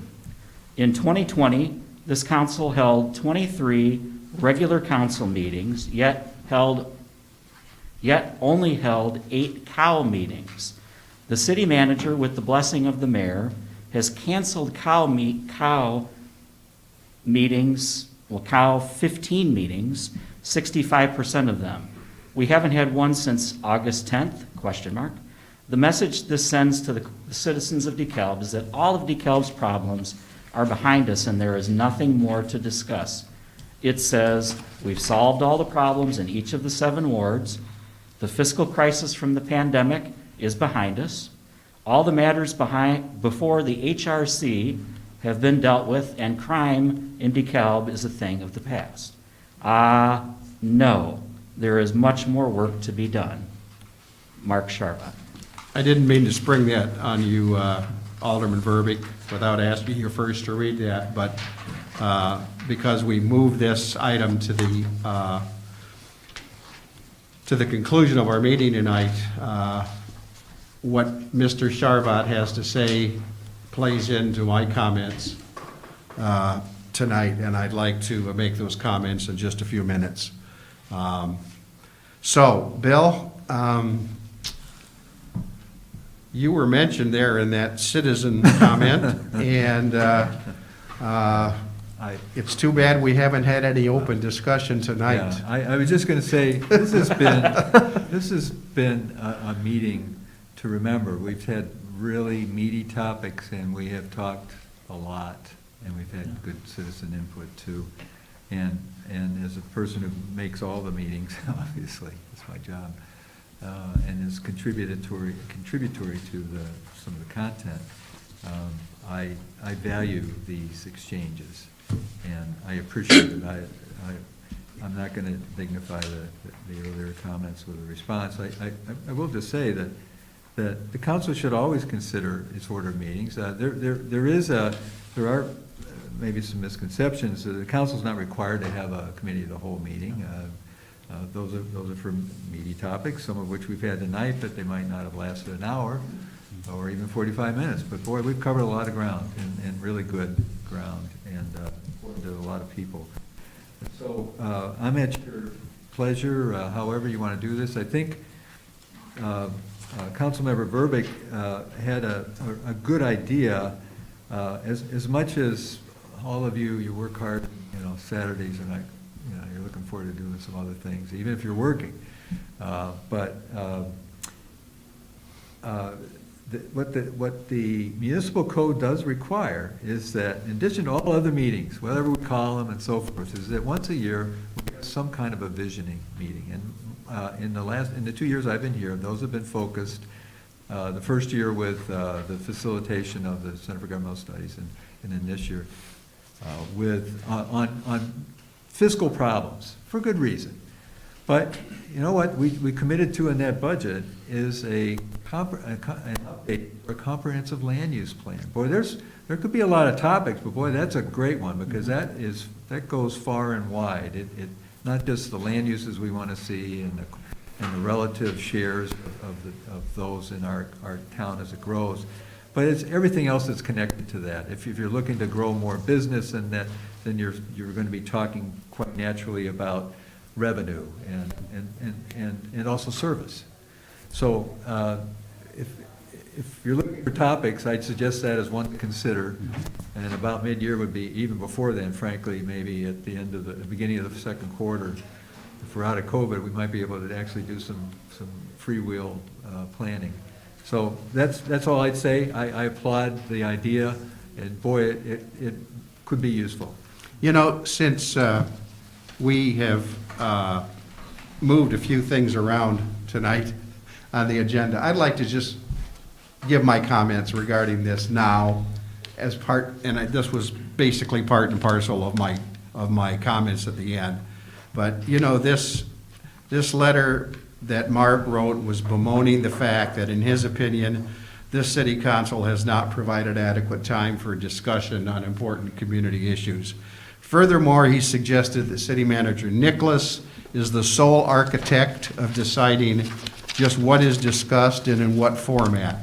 Mr. Sharvat asserts that city government has allowed city managers to triangulate information, implying that they offer that information and discourage folks like us, Morris, Finucane, Smith, Perkins, McAdams, Verbeek, and Favor from getting other points of view. Now, I'd hope that we'd be given more credit than that. As a matter of fact, this council has not been reluctant at all to discuss in regular session in ways that may exhaust folks in wondering, how long does it take to resolve an issue? Between committees of the whole, special meetings, executive sessions, plus the effective, and let me repeat that, effective utilization of our boards and commissions, I feel we have indeed accomplished the transparency and the diligent dialogue that has kept our citizens well informed. So whether it be a lengthy discussion on community policing, smoking on restaurant patios, backyard chickens, economic development tools to enhance making this more of a business-friendly community, or ways, frankly, to balance a budget while maintaining that safe financial reserve, we're attempting to do our best in serving the citizens of the city of DeKalb. You know, in most years, this city council has done what a lot of city and municipal organizations have done. They have simply said, you know, we're going to give our city council or our village council some time, some additional time in December. We have so darn much business, folks, that we're going to have a meeting on December 28th. Okay? We're going to meet here on December 28th. And I guarantee you, while the agenda may not be as lengthy as tonight's was, we're going to have plenty of business to discuss. So we're attempting to do our best. You know, just last week, NIU President Lisa Freeman and I held what we called a State of the Comm University. It was recorded. It is accessible on our cityofdekalb.com website, and I'd invite folks to take a look at it to hear what Lisa and I had to say about 3 distinct areas that we focused on during 2020. COVID, social justice, and economic development. Now, in early January, I will share my State of the City remarks as we are required, as I am required to do so, and frankly, as expected by those who really want to know just what their government is up to. So those are my comments regarding this discussion here on our meetings and what this council has done as it relates to taking a look at how we meet. I think, as a matter of fact, we had a cow, did we not, a year ago or something, and we talked about meetings themselves. How often do we want meetings? What should we be talking about in cows? Can we meet remotely? This was before COVID. You know, I was talking to Lynn Fazekas earlier this morning, and I said, you know, this whole idea of remote and Zoom and all that might change the way the state of Illinois dictates our regulations regarding the ability for you or me or somebody to meet remotely. Before COVID, it was difficult to allow that in the overall scope of things. So, meetings, I think we've tried to do our best. So, with that, any further discussion? Yes, Alderman McAdams. I think there is a handful of residents who bring this issue up regularly, and they have a point. We should be having discussions. We should be balancing the issues in front of the residents so that residents get a feel for how their city council feels about specific issues. But if you ask a majority of residents in the city, do you want more meetings? The answer would be no. So better meetings, more effective meetings would be absolutely the right way to take this. And I'm open to Saturday morning workshops.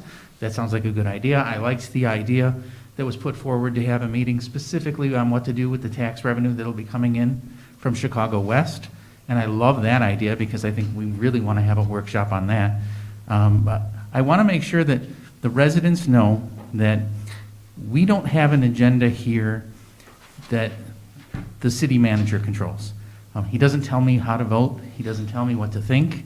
I'm free to communicate with, I have friends all over the state who are active in government, and I talk to them about different issues all the time. And I don't know that, I also took classes in college in urban politics and public administration. That was my minor. So I don't think that we're all just beholden to the city manager. Now, that may have been the case in the past, and I think some of these residents are harboring resentment from past issues.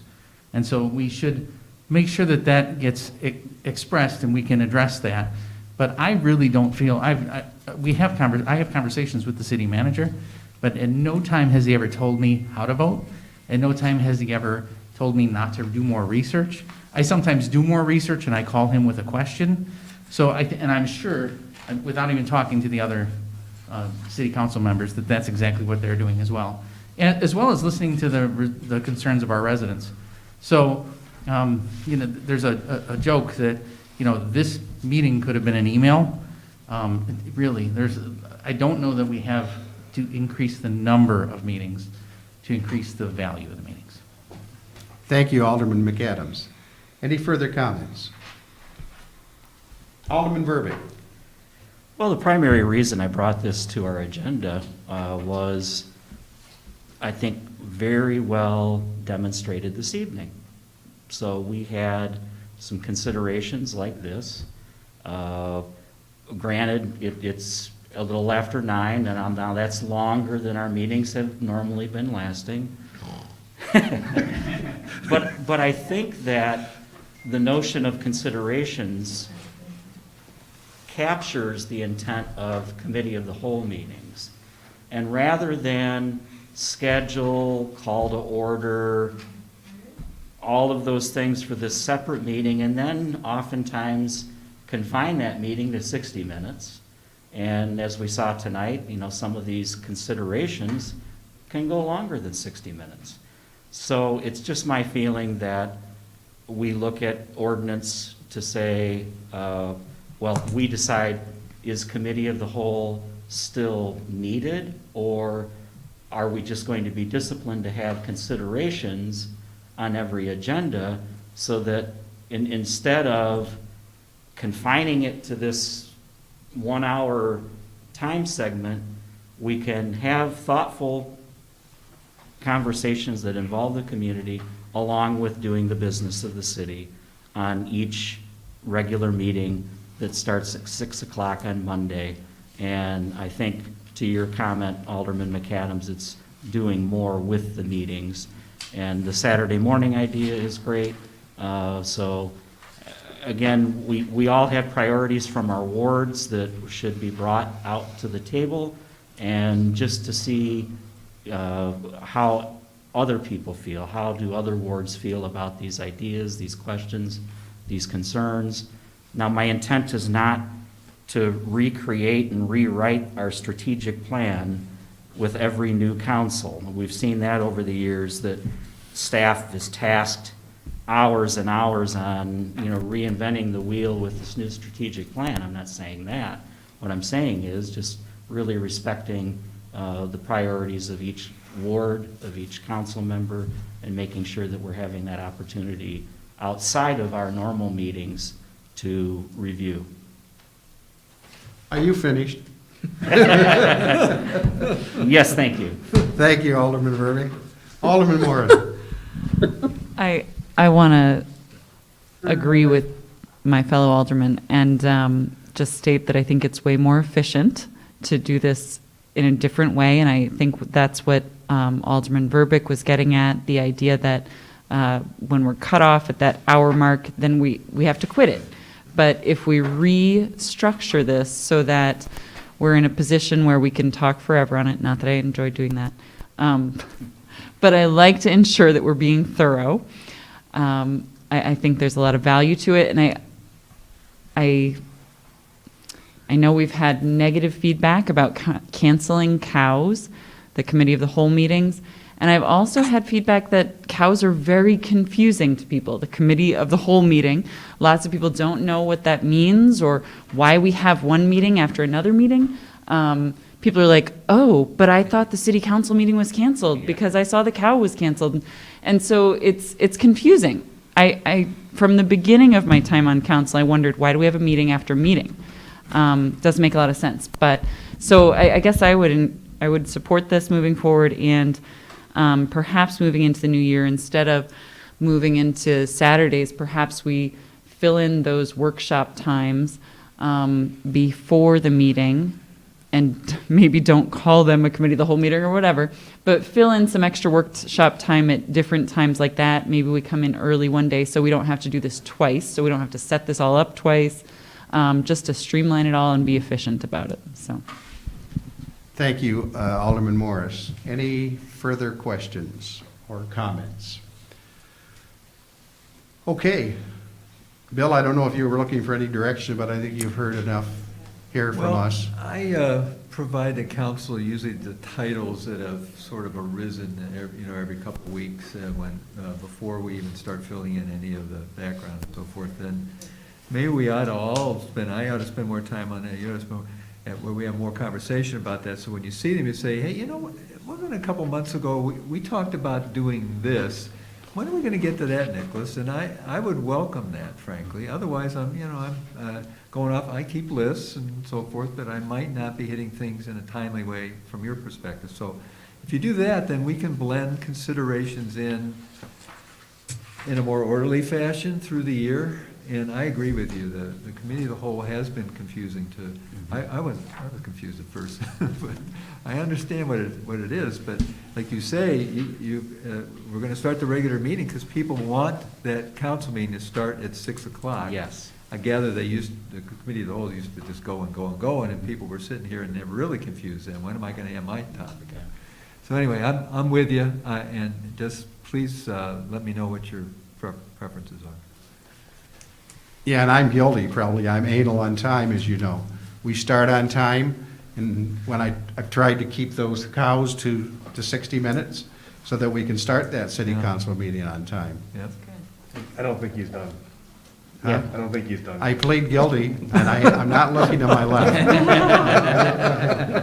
My wish is that we come back in ordinance form and move on from doing committee of the whole and whatever language that calls out that we make sure that those considerations, public participation, workshops that could include two-way public communication participation. That's often a comment, is that many people will come in and speak before council, but there's no back and forth, no real good discussion or conversation. So again, we carve out and we're disciplined to have more of those workshops in considerations on our regular agenda. I'm asking for council to support that process. Can I bring you an ordinance at the first meeting in January? That'd be great. Okay, I'll work on it with you and with anybody, and city attorney. Thank you. Good. Thank you. Okay, that concludes the regular meeting of our agenda. Now we go to reports and communications, allowing our city council members to make any reports they'd wish, along with our city clerk and our city manager. First of all, we'll start with our first ward alderman, Carolyn Morris. No report. Alderman Fanouken, second ward. Thank you, Mr. Mayor. A brief statement. I'm very grateful that the vaccines for COVID-19 are beginning to roll out. Still, I observed too many individuals who are disregarding the recommendations as to controlling the spread. Please wear your mask, avoid large gatherings, keep your social distance, and do everything you can to protect not only yourself, but the other people that you come in contact with. And then finally, on behalf of my wife and I hope everybody can have a safe and enjoyable holiday season. Merry Christmas. Thank you, Bill. Alderman Smith. No report. Alderman Perkins, fourth ward. I'll keep it simple as well and wish everyone a safe and happy holiday season. Thank you. Alderman McAdams, fifth ward. No report. Alderman Verbeek, sixth ward. How much time do I get? That's enough. Happy holidays, everyone. Thank you. Just one other thing. Speaking of COVID, the DeKalb County Health Department just this afternoon announced the latest information on local distribution of the coronavirus vaccine. While it appears that since DeKalb County is not among the hardest hit 50 counties in the state, we will in fact be getting shipments for distribution soon, possibly next week. The health department has posted an 8-page document with a good number of the most frequently asked questions, and I'd encourage folks to take a look at it. It's on the, I'm sure they posted it now on the DeKalb County Health Department website. And for those of you who are still looking for testing, for free temporary drive-through testing,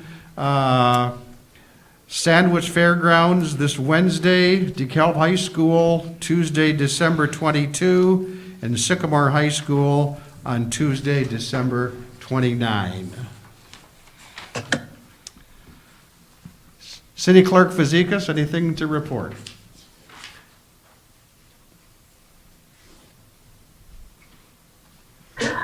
Yes, thank you.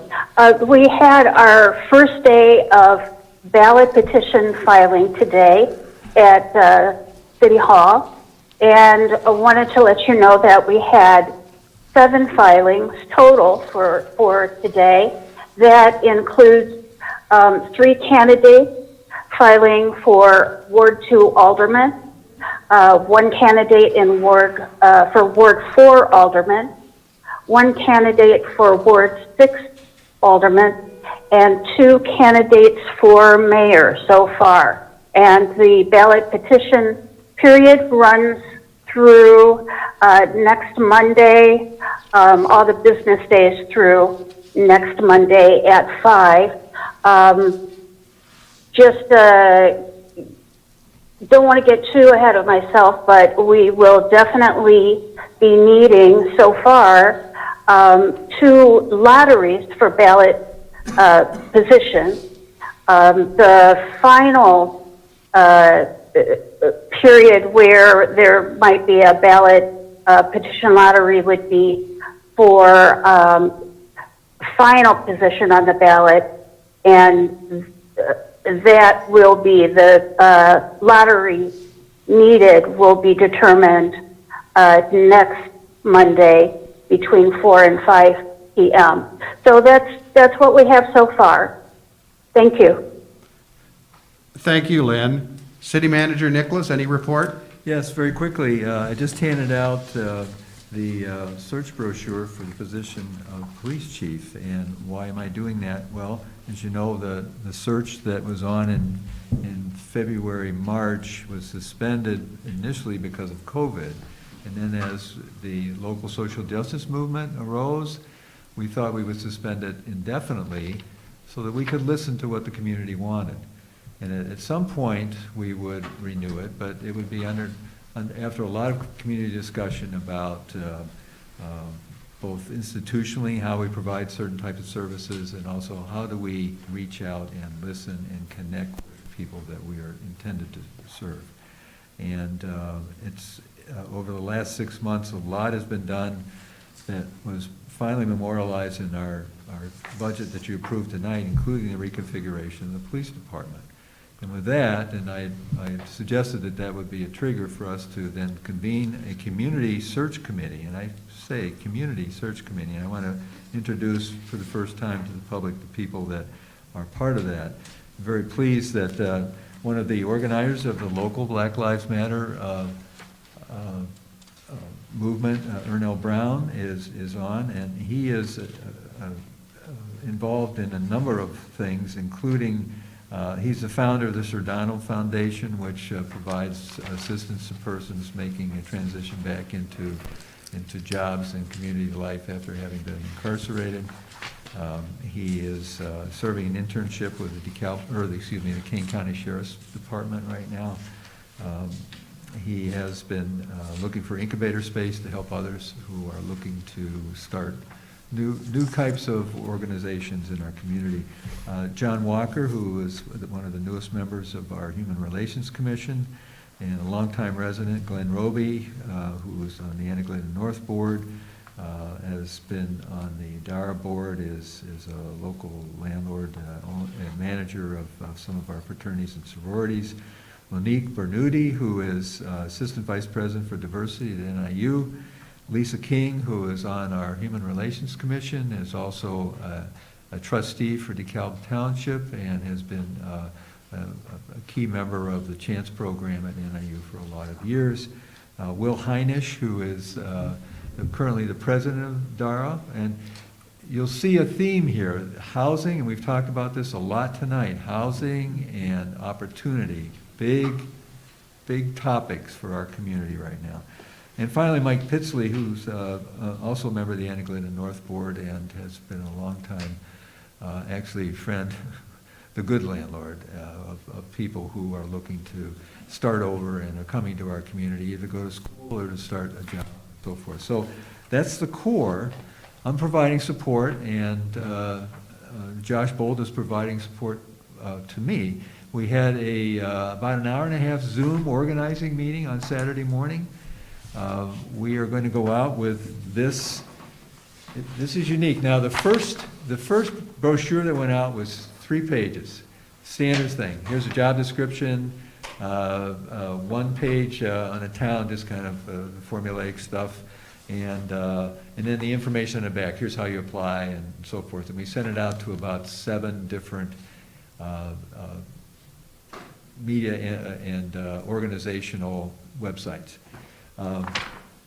We talked about this in organizing. I was listening to the people who ultimately committed to our committee, and they agreed that we needed to go out and with a description of the community, so the candidate chooses us as well as we choose them, and then a description of the department, which has come a long way in terms of addressing issues that have been identified as very important to the community. Always been that willingness to do that. We've got a lot of specificity now in the way that we have organized our police department. And then finally, the standard stuff that goes into, here's a job description and here's the timing for the applications. And we've added 5 more sites which go to the diversity of the profession. And I think that's, we had a lot of back and forth. This is the collaborative result of that. So this is what will go out probably Wednesday. I'm obliged to do a weekly update for the committee. Now, when we get all the candidate applications in by the deadline, then we're going to have this group weed this down to a interview size. We're going to have other interview teams. Usually you have a number of them. We'll have the search committee. We're also going to have a law enforcement committee because, which will probably be like the representative sheriff's department and Sycamore and NIU and other local agencies. And that's important because the chief has to have allies in the process. And then also an employee group that will be representative of fire, police, public works, the management group, and so forth. And that'll be it. And at the very end, I don't know if how we're going to navigate this, but my direction from this group is that the department has to, at some point, when you get down to the final 2 or 3, whatever it is, has to have some chance to look at the group. It's not just going to be the representative pieces of it. And whether we use the Egyptian Theater or we use some place, if we can gather at that point with 50 or more, then we can have those people stand up there for an hour or so and give a little, 10 minutes about themselves and then field questions and show what kind of a leader they might be, at least initially, and do that. That's usually a remarkable sight, and it's revealing. So all these pieces we will look into, and this is going to unfold in the next 60 days or so. We'll go out for 30 days. That's a consensus. That's also a consensus in the business. After 30 days, you're not. If you're really out there with something like this, people will know who you are, and they're going to decide, yep, that's me, or that's not me. So we hope to then get going, and we'll keep you informed every step of the way. I'll copy you on the updates I give to the committee. Yes. I guess I want to make sure that the process is made clear to the public. So that's getting me to the next thing. Okay, go ahead. The next thing is the introduction of our newest employee, Scott Zack, who has been sitting here all night. Scott Zack started today for the city of DeKalb. He's our new management analyst. He brings with him something, you're absolutely right, where we fall down, we just haven't had the time or the people or whatever, is in gathering what we think is important for our community, and in telling people what we're doing about it. And then inviting more, it's a ongoing thing. It's not a X and Y and Z. And that is Scott's strength. He's going to have other duties. He has to pick up some things that have been in the institutional quay, let's say. He's going to be also the FOIA officer and so forth, working on FOIAs. But telling that story, that's the natural right there. That's what he's done for 20-some years. So, I don't mean to too much.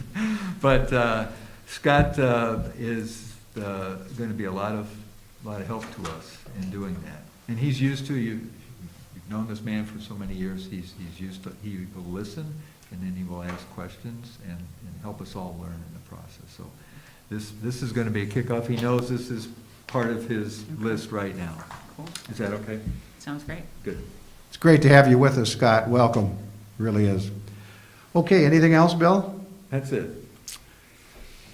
Okay, believe it or not, we have a little bit more work to do, because what I'd like to do is to have a motion to approving us to hold an executive session in order to discuss collective bargaining as provided for in 5 ILCS 120/2C2.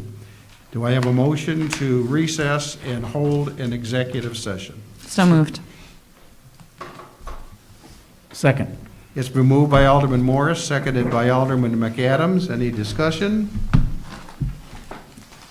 Roll call, please. Smith, Yes. Perkins, Yes. McAdams, Yes. Verbic, Yes. Morris, Yes. Fanouken, Yes. Mayor Smith, Yes. 7 ayes. Thank you, and I'd like to remind those folks, including our city clerk and Alderman Fanouken, that because of security questions regarding remote utilization of Zoom for executive sessions, we will have to say goodnight to you. But with that, I'd like to say that this regular meeting at this point is in recess, and we will meet in this room in executive session. Thank you very much. I'm ready for a snack. Thank you, Mike, for